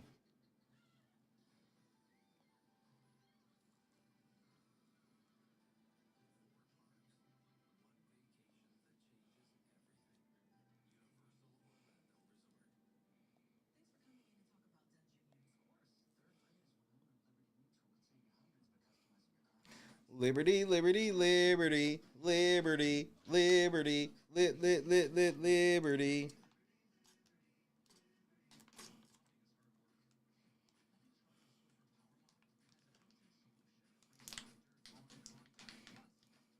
I have a Fire Stick. Man, you need to get off the Amazon. You need to, get you a Chromecast. If you can, here's the tiers. If you can afford an NVIDIA Shield Pro, that's the way to go first. If not, just get you a Chromecast. If you can't afford a Chromecast, get the ONN from Walmart, the ONN streaming box from Walmart, the 4K one.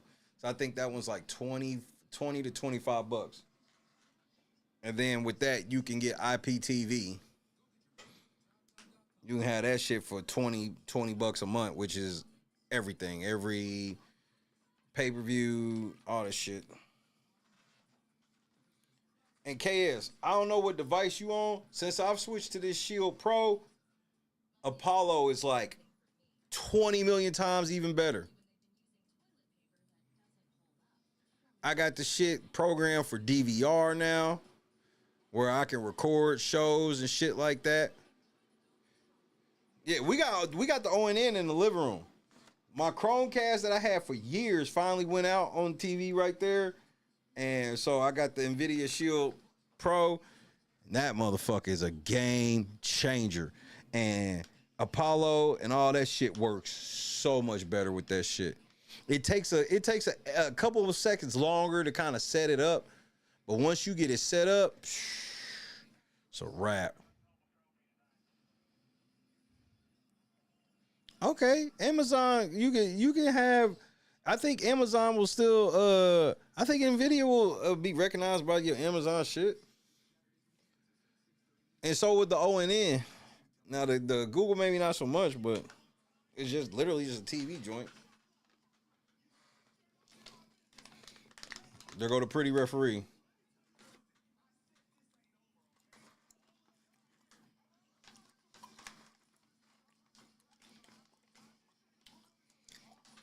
The referee that reminded me of Jamie Priestley, I believe her name is.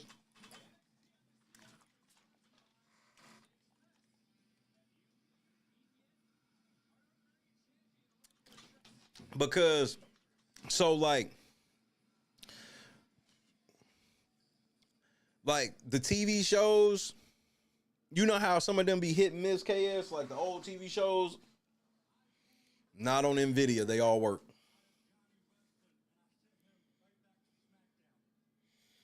I put down in my eggs.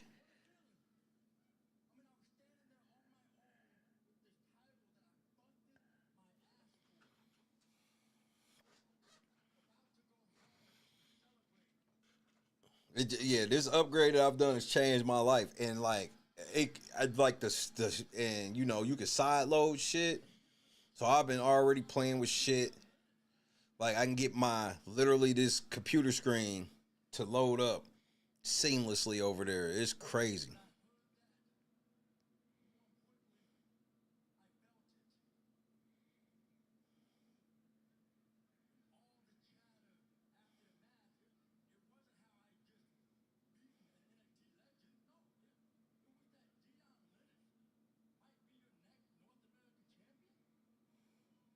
I ain't never liked Fire Stick because Fire Stick was always limited for the stuff that I was doing. I know that was like the quote unquote bootleg choice of a lot of people. That was like the first thing that people knew about. Chromecast has always been light years better. Granted, Chromecast just started having remotes for their shit, but you didn't need it. It was fully on your phone easily. But this NVIDIA Shield Pro is a whole new game changer.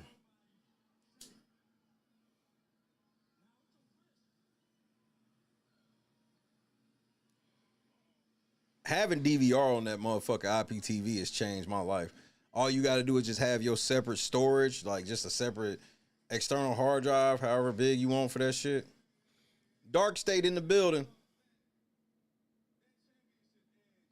But you wouldn't jailbreak it, I do. What the fuck? Who do you think you talking to, nigga?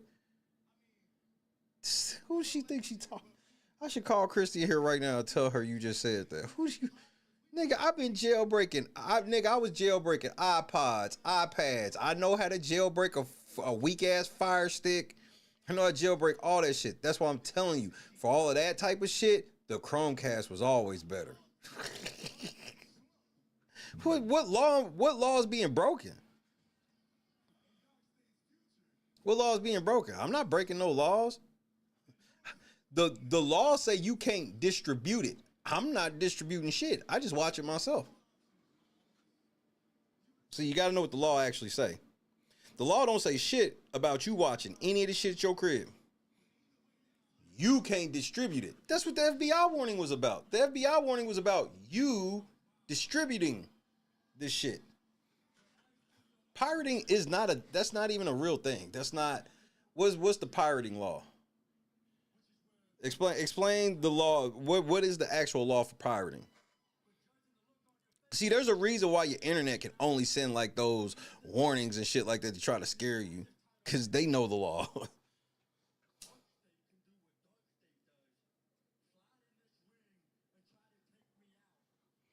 Remember, we don't own anything anymore.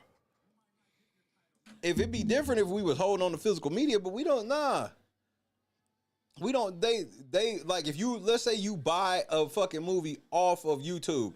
Well, at some point, YouTube could decide we don't offer that movie no more. And yeah, we said you would own it, but you don't no more because we don't offer no more. So thanks for your money.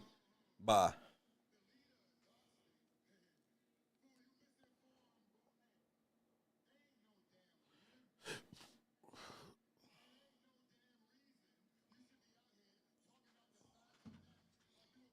Like, she don't understand, Mike. And then she try to be like, well, you a do-gooder. You don't jailbreak. Jailbreaking items, that's just the name. All the jailbreaking is I'm using the operating system in a different way than when they sold it. It's just like everything else, except now they try to frown upon it. So like, remember anything you bought back in the day? It'd be like, you know how some people like to take an ice cream scoop and make like corn cake balls with it? Do you know what I'm talking about, Clee? Now, imagine if the people who made the ice cream scoop started saying, we don't want people using our ice cream scoops to scoop out cornbread. That's what jailbreaking is. They're like, we sold you this device, but we want you to use the device only the way we say, not the way you want. Even though everybody else is under the shit like, I bought this, I can use this shit whatever the fuck I want to use it for because I bought it. You don't get to control how I use this. This is like Pepsi coming out and going, we don't want anybody pouring our drinks out of the bottles into a cup. You have to buy our Pepsi and you have to drink it out of the bottle. You do know some people are going to go home and pour that bitch right into a cup, right? This is the same. This is the exact same shit.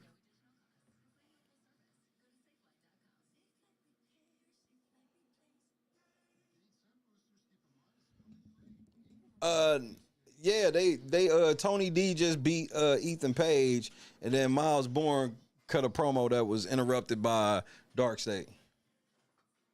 Yes, but it did. I don't think it ruined the momentum, and I'm okay with it. Like, I think we got to get out of the mind frame of, and this is just my opinion. I think we should get out of the mind frame of we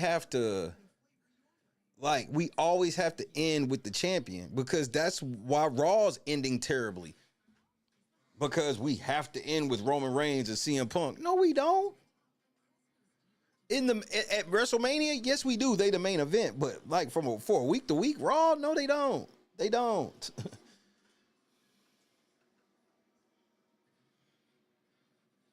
You missed that whole match? That shit was a barn burner, boss. Damn it.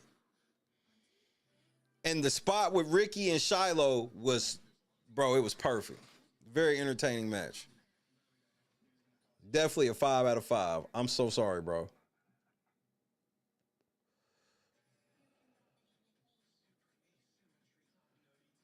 And that's the other thing, number 5. That's before you start getting into all that. The US, you can watch the Canadian channels, all that shit.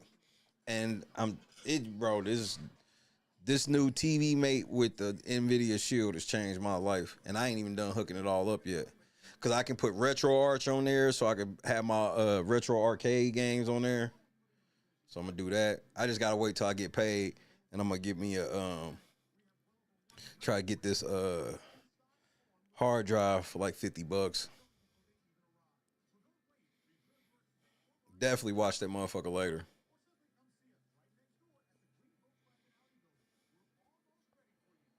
BB Naya's on.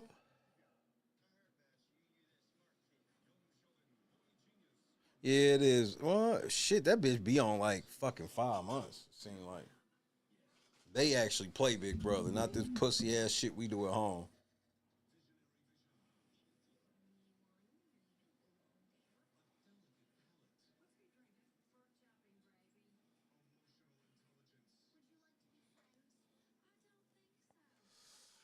Young Sheldon is nothing I could ever get into.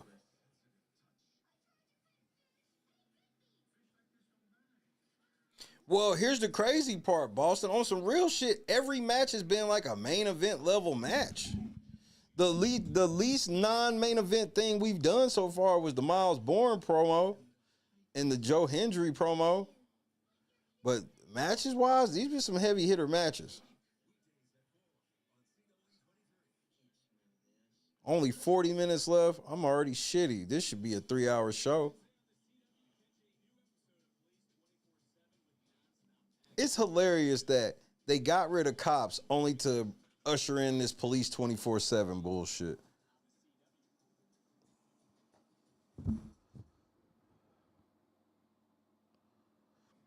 They shouldn't even be allowed to do those type of shows because these people are innocent until proven guilty. So I guess Sol Ruka and Zarya are going to be the main event.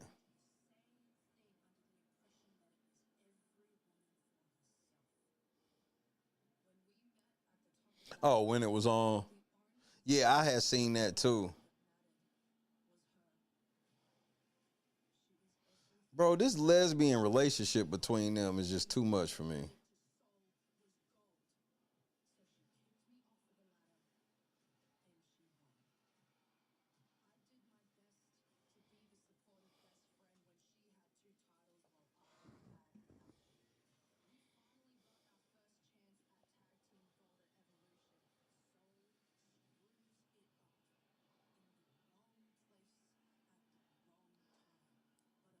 This is a real build.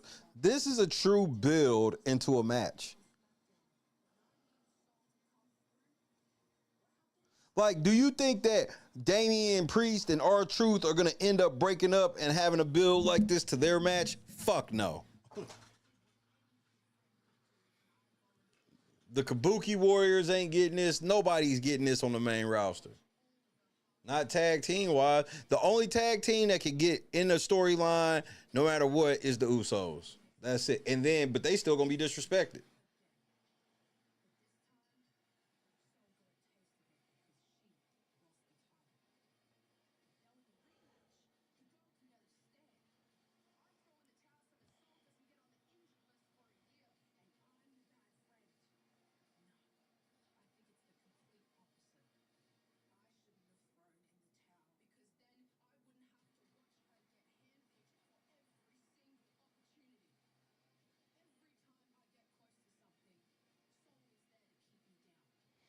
Well, this is true, Zarya, and part of it is because she's a skinny surfer bitch with blonde hair, and you look like a demon. Now, granted, I would much rather smash you than Sol Ruka. It's not even close. Not even close by a long shot. But I am in the minority, Zarya, and you will always come second fiddle to the blonde hair bitch. Sol Ruka and Javon Evans, the two worst finishers in all of wrestling. They're the most unbelievable finishers to me.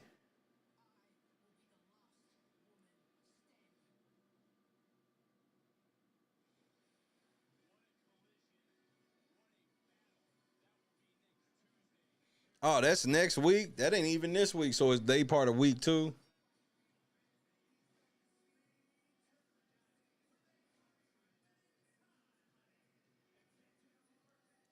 Now, these speed matches, I'd rather just watch a squash match.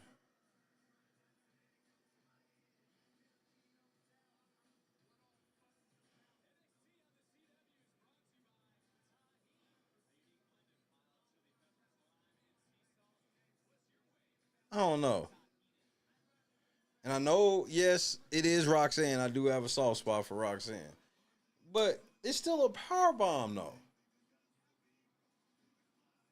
It's still I give it to you where it's like it's not the most heaviest of impacts. But if we think a sunset flip is realistic, then a sunset flip bomb.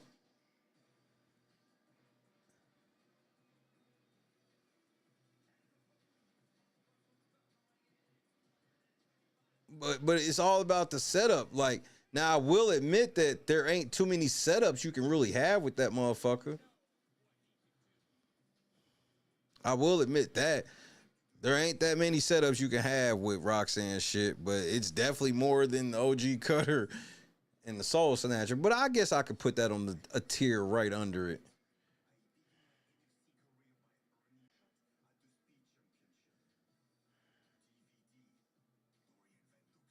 Dorian Van Dukes.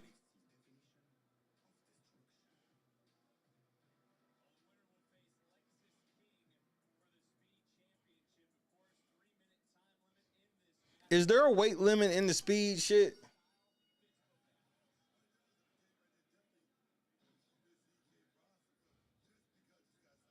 Sounds like it's about to storm.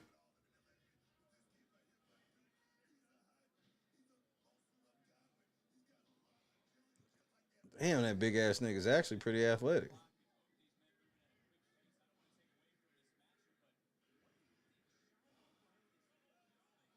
Now, from that aspect, Boston, absolutely. Now, if you want to talk about that, absolutely. Absolutely.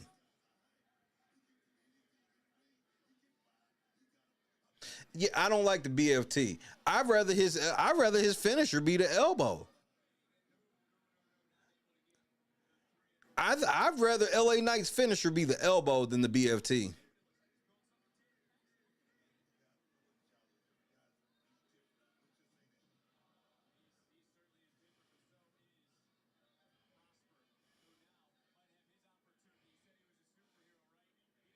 Damn, I forgot about that shit, KS. Like, the elbow, I think is a good dude. He set up, he do it right, the motherfucker, he hits that motherfucker. So I think the BFT is just like, you just dropping a nigga down on his face, like your finishing move is a drop toe hold. No, I don't want. Yeah, your finishing move cannot be a drop toe hold, my nigga.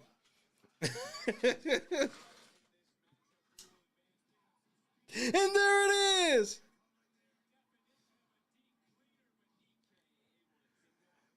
Right, because Miz, at least with the Skull Crusher finale, Miz pins your arms up to give the illusion that you can't break the fall with your hands at all. You just gonna eat it with your face. That small detail of the Skull Crusher finale is why it works. Because he pins their arms back to make it seem like there's no way they'll be able to break the fall with anything but their face. The BFT is just like, it seems like it hurts him more than it hurts them.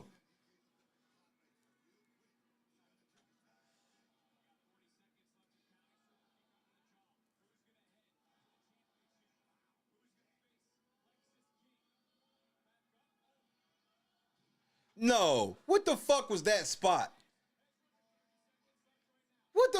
I'm tired of these spots where you gotta jump backwards. They need to cut these spots out because they're so unnatural. They're so unnatural.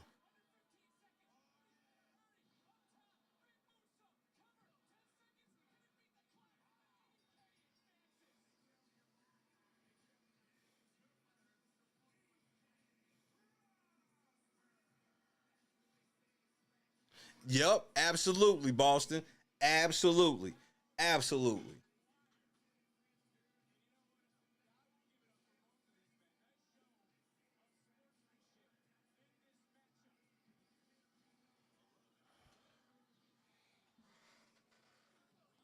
But like, motherfucker, I think a drop toe hold is actually more impactful than a motherfucking BFT.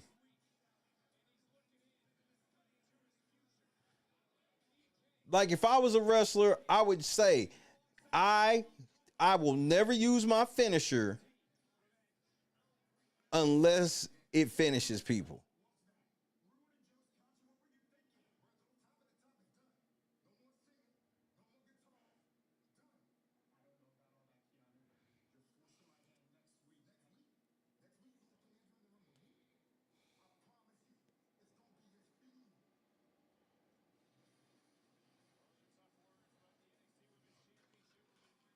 Kendall Gray up next.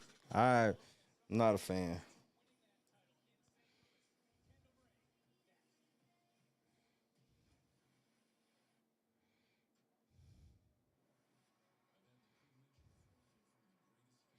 I could go for Black Mass. Bro, I'm not. You know, I like Claymore. I think Drew hits the Claymore clean for that. And it always comes across impactful when he hits it.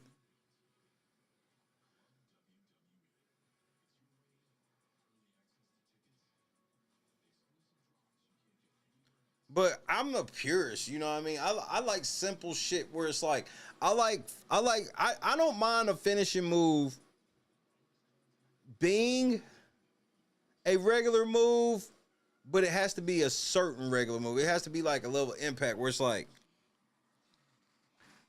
you know, Shawn Michaels, the more people spam their super kicks and don't ever win a single match, it makes Shawn Michaels seem like he's the master of super kicking, because when he super kicks a motherfucker, they're not getting up.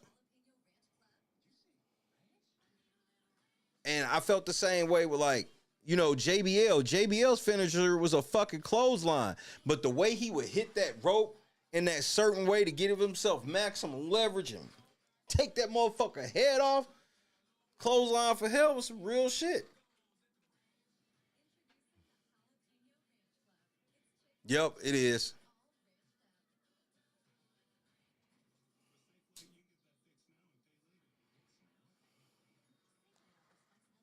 I just don't understand, bro. I can't stand TKO. They like, and bro, we are watching this shit in real time, right? Where it's like, Danhausen is really over. So what do they got Danhausen doing mainly? What does Danhausen do mainly now that he's over? Sell merchandise. I don't want Danhausen coming out during commercials running a t-shirt gun. Put this nigga in the match or some shit. Now that I see that motherfucker can really wrestle and shit, I don't want to hear shit else. I don't know. Danhausen needs to wrestle more. They've already broke the seal, so I don't want to hear it. I personally think if they was gonna let him wrestle before Mania at all, he should have been wrestling at Mania.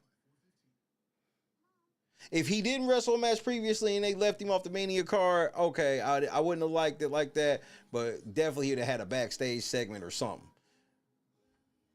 But if they was going to have him actually wrestle, he should have been on the card for Mania. I'm still trying to understand why Black ain't on the card. Bro, that Black, especially when I sit here and see shit like this useless ass Intercontinental match. That 8-man tag match with the women is just a lazy way for them to get 8 bitches on TV all at once and just be done with it.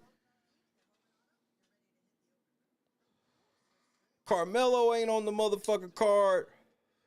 Damian Priest and R-Truth are fucking tag team champions.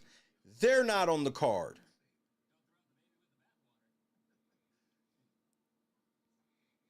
They should, and then they was like, well, we got to give Penta the belt so we can build this weak ass, so we can have Penta be like, I want to defend my title in a ladder match against 11 people. Who the fuck ever would say that shit?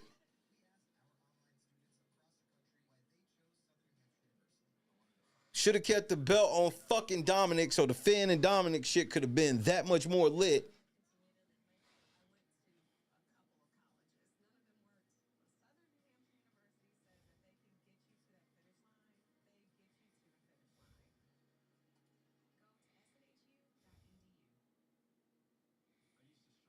Yeah, the writing was there for Melo and Trick. And then the whole thing with the Trick. So then it was like, all right, they was clearly having Trick Williams flirt with Sami Zayn every week. So that meant that Sami Zayn didn't need to be nowhere near that fucking title. So who was Trick Williams gonna wrestle? Because remember, Trick Williams was going to WrestleMania and Sami Zayn wasn't until he won the title. So they're literally letting you know that it was supposed to be fucking Carmelo versus Trick Williams, and then they just gave it to Sami. It's the craziest shit I ever seen in my life, bro.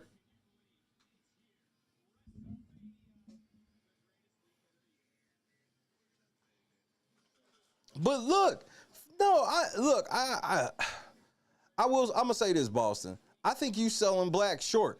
Aleister Black, if we gonna sit here, instead of Pat McAfee, it should be Aleister Black. And he ain't even gotta be advertised. They should have just kept having him plant them seeds. And like, bro, when Randy Orton snapped out on Cody Rhodes that first time, all they had to do was have Aleister Black come to the top of the ramp and just watch as the fucking show went off the air. That's all they had to do. That's all they fucking had to do.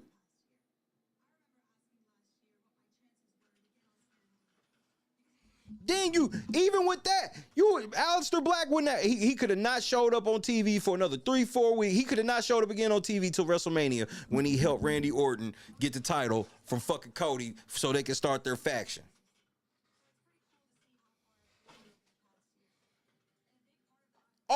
When he beat the shit out of Cody, if him and Zelina if Zelina was doing that fucking evil smile she do, and Black's just standing there, nigga. Why? And that's how the show ends after he destroyed Cody. And then they asked Randy, what was Aleister Black doing around? I don't fucking know. And then the culmination would have been at WrestleMania, bro. Then they fucked that shit up. Then after fucking that up, it was like, okay, well, we'll do it so Sami Zayn. We'll let him kind of turn Sami Zayn evil then. Okay, cool. I wanted the other shit, but I'll go for this then too. Cool. Even though this is the exact same storyline that y'all just had Karrion Kross and his bitch do. Then y'all fired him and then try to have Aleister Black do the same thing.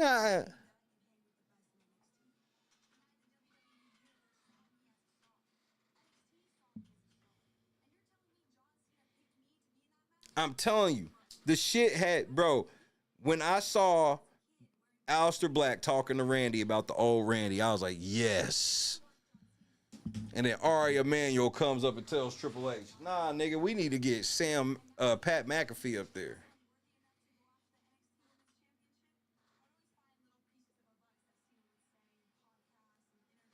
Kendall Gray going for that baby face, the way she talking about motherfucking Cena, nigga.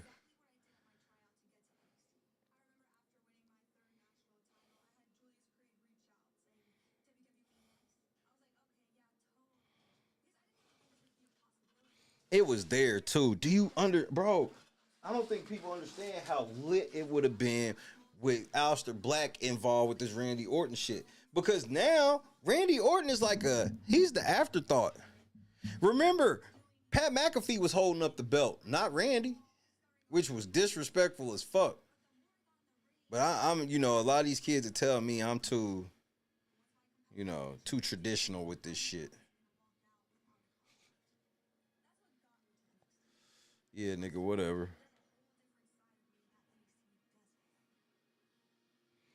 And then they gave him a chance to do it with Sammy, and then somehow, instead of it being Sammy and that, and then Trick versus Mello, they take the fucking belt off of Mello, and then take Mello and motherfucking Aleister Black off the motherfucking shit.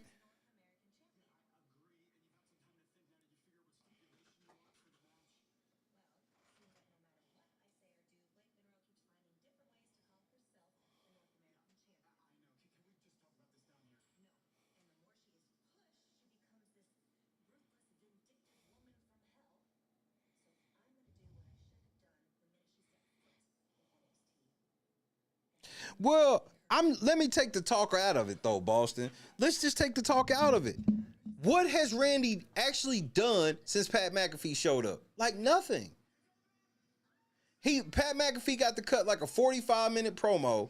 Randy Orton beat up Jelly Roll allegedly backstage, then came out for half a second to beat up Cody, only for them to then go backstage. Pat doing all the talking. The camera's on Pat's side. Pat's driving, getting in the truck. Randy's just a fucking passenger in it like a fucking kid. Camera ain't even on his side. It's on Pat's side. And Pat taking off his glasses, saying his bullshit. Like, It's literally like, damn, bro, they Pat McAfee, they raising hands in the ring, and it ain't Randy holding the belt, it's Pat McAfee holding the belt. And I'm just like Randy's an afterthought.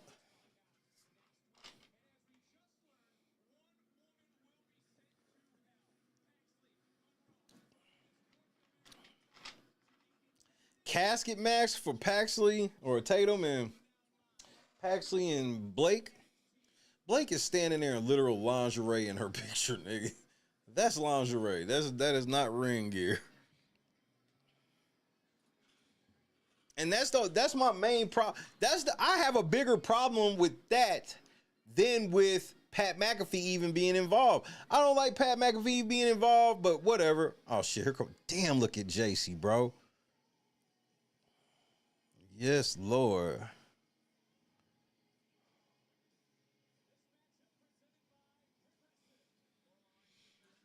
Yeah, I don't want Pat McAfee involved, but if he's involved, it is what it is. You know what I'm saying?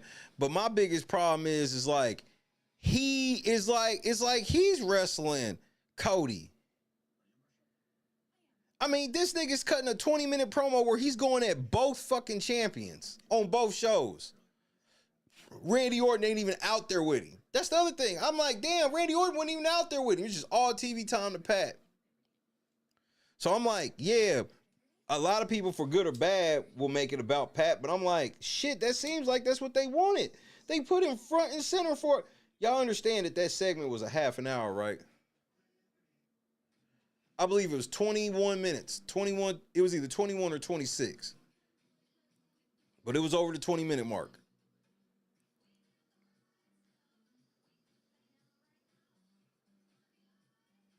And then think about the psychology they put on us. As soon as Raw starts, they sit here and go, well, the word came from up high. You can't put your hands on Pat McAfee. What? Excuse me? They still didn't tell us what would happen if Cody did. So if Cody puts his hands on him, is he stripped of the title? Are they going to fire him? Like, what's the punishment if he does? I don't even know the punishment. What did I say, Cleve? I said something wrong? What did I say? I don't even know what I said that could have made you say that.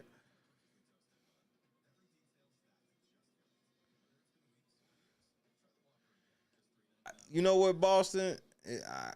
Until it don't happen, because that makes me feel like that's what. And then even in Roman Reigns promo on Monday, well, last night, Roman Reigns promo literally was shouting out Pat McAfee. And it was a substantial amount of his promo that showed clips of Pat McAfee and talking about how he would never let a punter talk to him like that and all this other shit. And, you know, like, to hear this motherfucker talk all this shit when he was at the table doing the yeet shit with Jay, he was one of the main people overhyping that yeet shit. The number one person overhyping the yeet shit wasn't even Jey Uso. It was Pat McAfee, always. Pat McAfee always was trying to put the camera and light on him. Literally Jey Uso shit, but somehow Pat McAfee standing on the announce desk yeeting.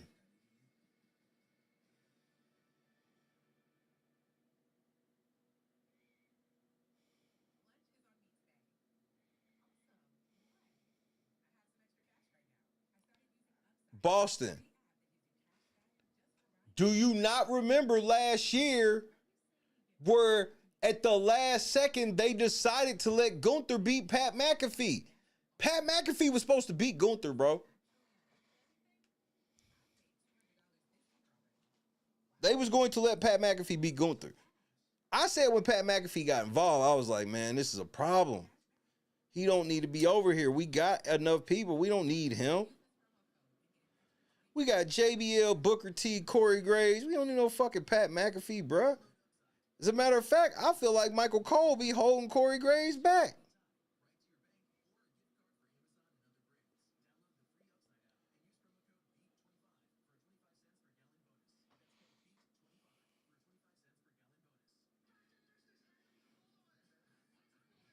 I'm watching the shit in Decatur, Illinois. I ain't been to D-Town in forever. I'll never forget. That's where I saw all about the Benjamins the first time.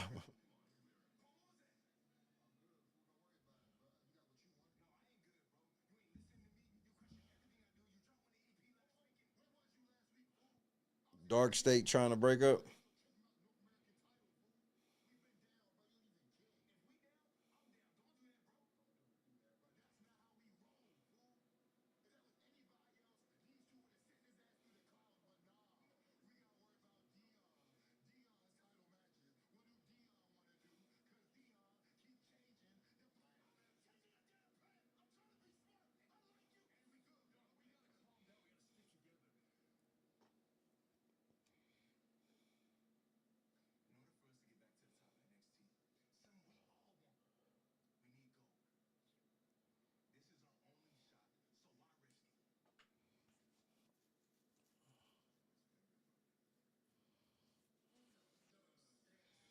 Lola.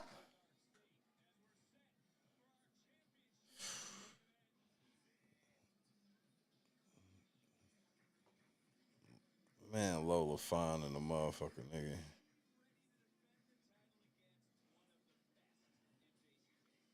I literally think Lola is she's about a 9.25.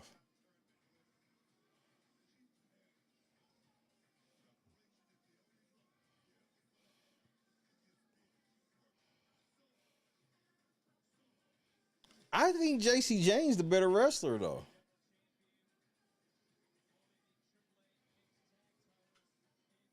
I think JC Jane's the better wrestler.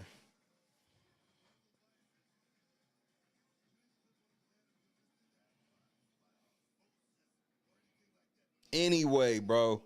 Anyway, all she got to do is ask. One fall.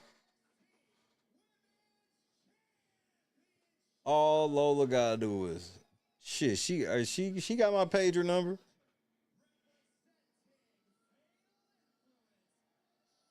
Shout out to my girl JC though, bro. I think JC is the top call up for NXT or for the women's. I'll put her at the top. Who else would we put with JC? I definitely think JC's a top heading to the main roster candidate.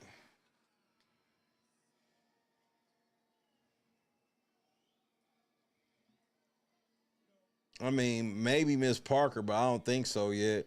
I think her and Kalani should stay. I'm loving their feud right now. Nah, unless that's your girl, Boston, you better make sure she say something.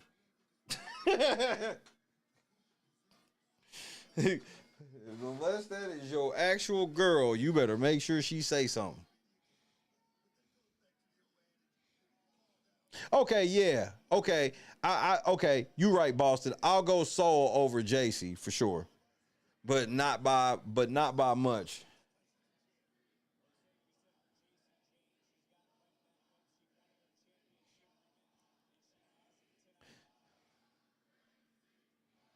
Now, if it's a situation where they're gonna tell me we gotta take one face and one heel, then it's clear. You take JC and you take Soul. Like JC bad in the motherfucker, bro. It's my girl. I ain't gonna hold you.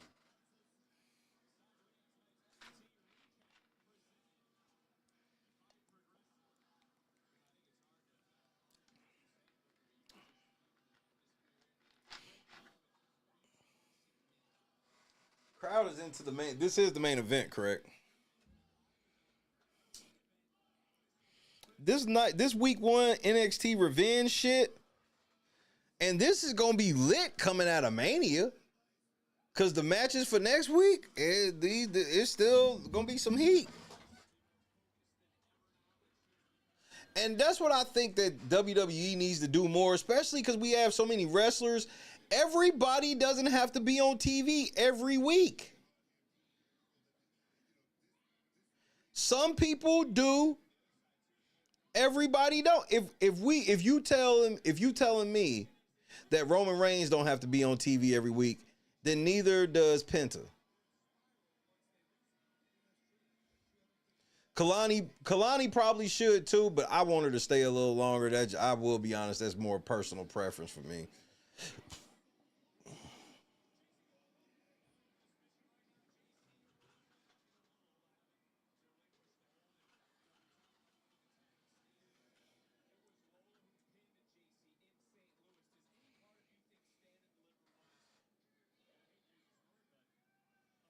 Like, cause we could build shit better. Like, okay, maybe Aleister Black and them are doing some shit 2 weeks of like, or even like Trick, like, bro, I feel like we could have better use of the roster if we didn't force people on TV every week. Like, we don't need to be having open challenges and shit like that. Talk your shit, JC. Talk your shit, JC.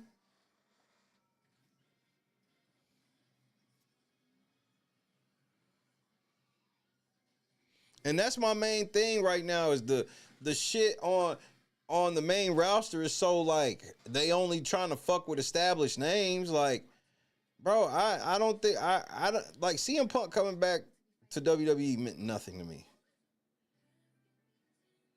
And this CM Punk that came back, like CM Punk CM Punk has done a good job pretending that he's the old CM Punk. He ain't, bro. He a corporate nigga just like Roman Reigns. That's why that shit was real when he was talking about like, yeah, I'm jealous that they will send you to Jimmy Kimmel, but they won't because they don't trust me. Exactly, they don't. Even after you sold out, they still don't trust you like that. Because you have been a bad boy before.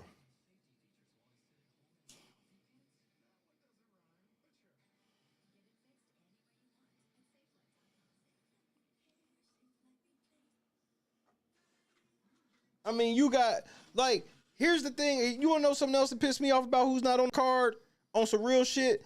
How the fuck is El Grande Americano and the original El Grande Americano not ending their beef at fucking WrestleMania? All that fucking work and these niggas have been on TV every week on every show.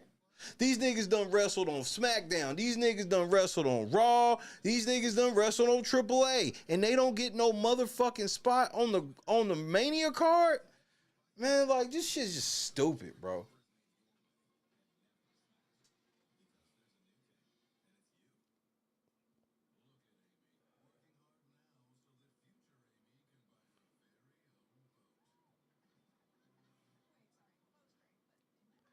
I think Jordan, I don't want to say that what you just said is false. I definitely ain't saying that. I just feel like Jordan Grace was just booked wrestling. Like, she had a storyline. What was her storyline?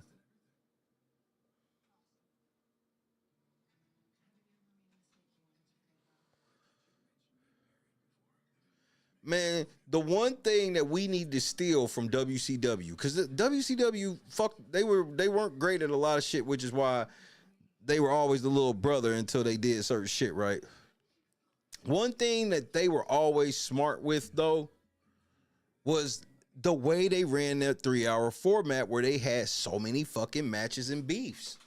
As of somebody watching, that shit was great. And the way that they did it was every single match didn't have pay-per-view length. Every single match doesn't go to fucking commercial during the match. Now, the main event for the women's title at the end of this shit, absolutely it should go to commercial. But this be like every match goes to commercial in the middle of the match. If we cut 2 of those matches in half, that's literally 2 other matches, 2 other, vignettes, whatever the fuck, building other feuds and shit like that.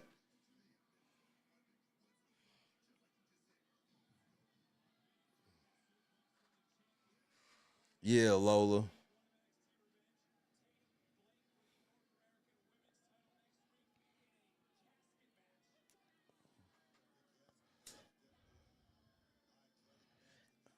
I think if JC loses right here, she's all but gone. What girl from NXT is gonna make an appearance Saturday or Sunday?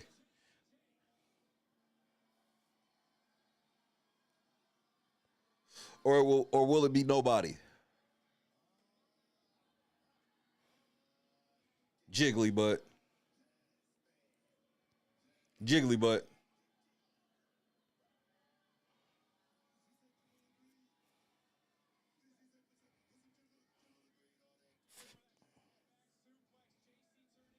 No one.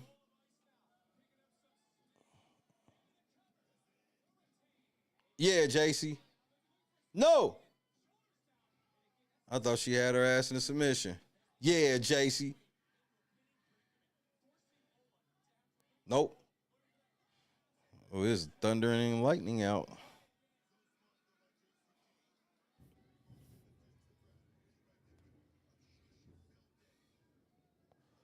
Or as it should be called, lightning and thunder.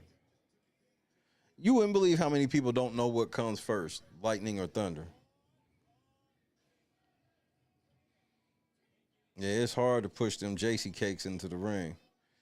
I ain't gonna lie, them bitches that be with JC are basic as fuck at best, nigga. Oh, shit.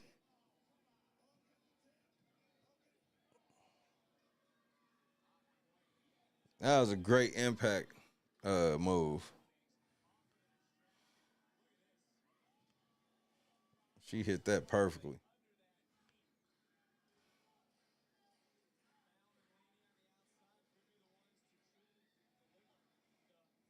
I'm sorry, like, I'm gonna watch SmackDown and then go watch Stephanie McMahon headline the Hall of Fame. I just thought of that, and I know you fucking lying.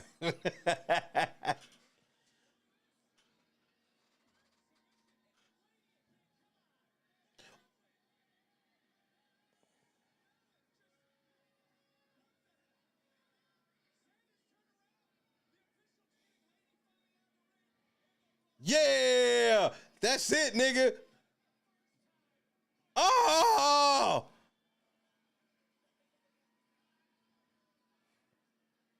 that's that bullshit.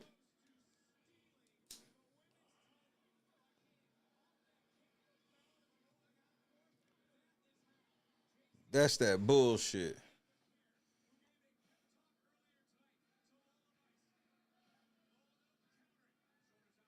Oh shit. Damn it.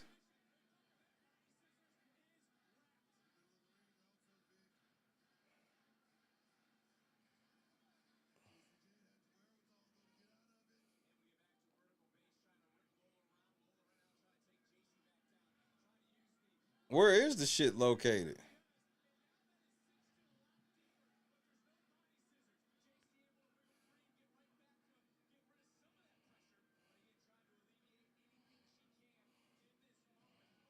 Oh, nice, JC. Roll up.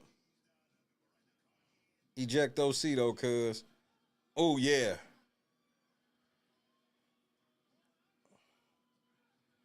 Damn it.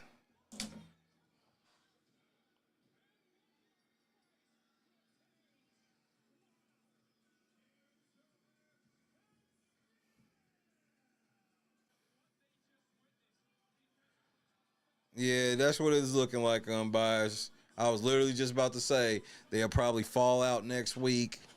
JC gonna say something slick to these hoes.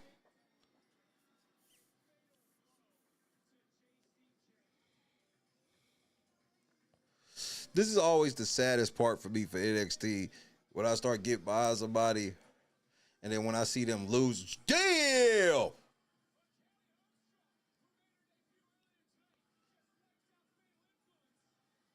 That's how you come to the ring to approach the champ.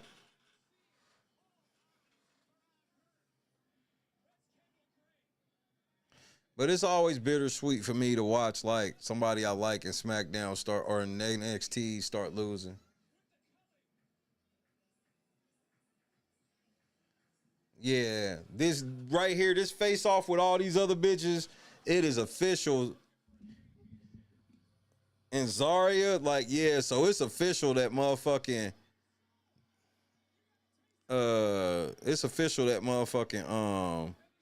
JC Jane is up out of here, nigga.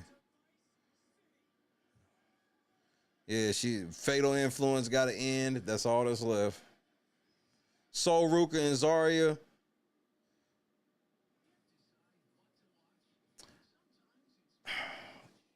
NXT did it again, bro.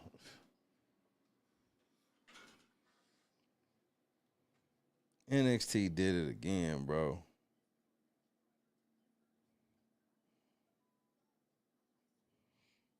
On a scale of 1 to 5, 5 being the highest, 1 being the lowest. Can't go over 5, can't go under 1. What do you give tonight? Can't really call it a go home. Week 1 NXT Revenge, April 14th, 2026.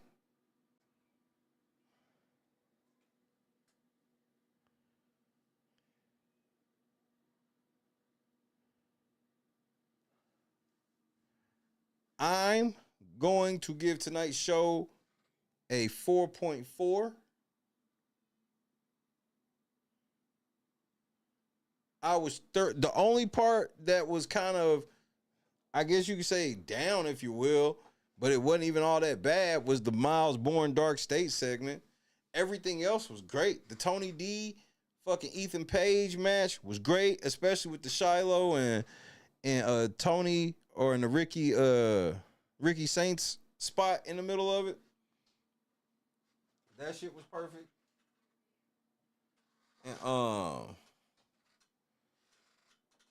the Kalani and Miss Parker, that match was lit.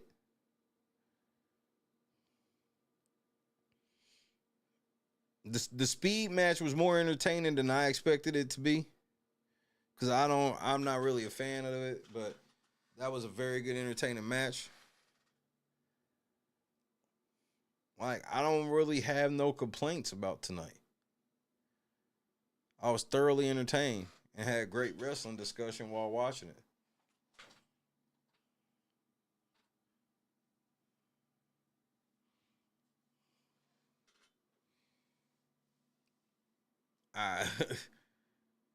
This is embarrassing that this ain't even they go home. This NXT Revenge shit, I like this shit where it's kind of like, you know, it's kind of like a staggered pay-per-view. I think that's an innovative idea in itself to make it like a staggered pay-per-view.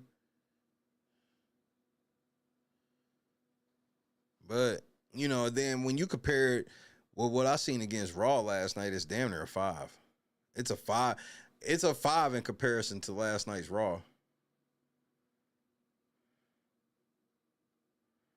I mean, that CM Punk Roman Reigns segment, I know you fucking lying.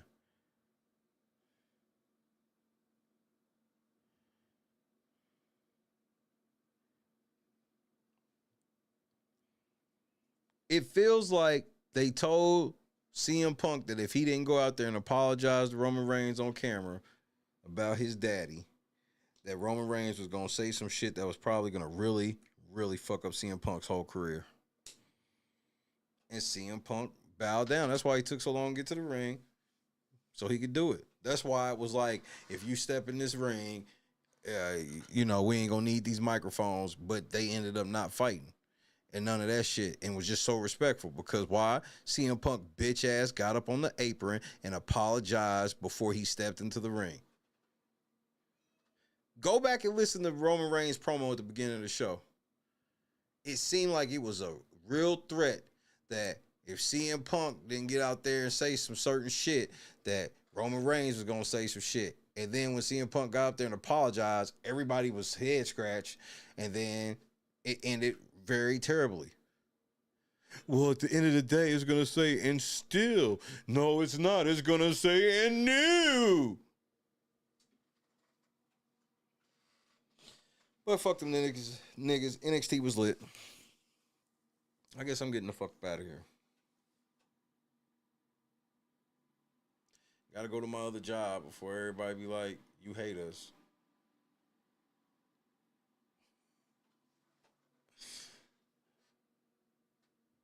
I promise I wasn't mad earlier at all. I'm just like, I think I need to talk because like some of this stuff people saying, I'm like, I think you're not reading the room correctly.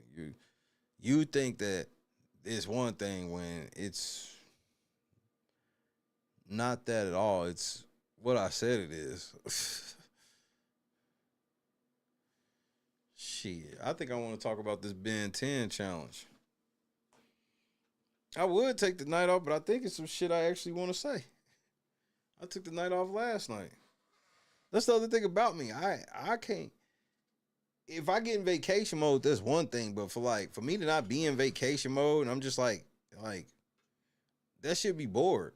I'll sit here and say that shit in like 11:30, 12 o'clock. I'll be sitting here wide the fuck awake, nothing to do. Don't really want to work on nothing tedious. Be like, man, I should just took my black ass to work. Because that's what I want to do anyway.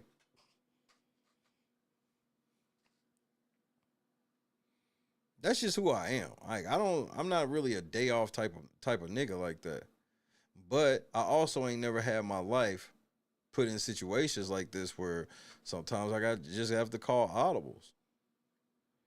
And I don't have to really audible out of wrestling per se because wrestling's what it is. You know what I mean? I'm watching the shit and we reacting to it together. So I don't have to worry about like, well, in the midst of a wrestling discussion, am I going to slip up and say some shit that they will try to use against me for the case? No, like, cause I'm just sitting here talking about wrestling. But when I'm on the main channel, I'm in a whole different frame of mind, which, you know, some people can sometimes not understand and it can come across a certain way. So that was my main thing about today is like, I just want people to have an understanding, like, nigga, like, I eat, sleep, breathe, die, LNC. So they're like, to ever say like, you know, I can understand how somebody could feel like, well, maybe like, oh, you taking more time from, you know, the main channel to do wrestling or whatever. But it's called the main channel for a reason. It will always be the thing, the number one thing. You know, remember, we're just waiting for them to really take the fucking hold off of our channel.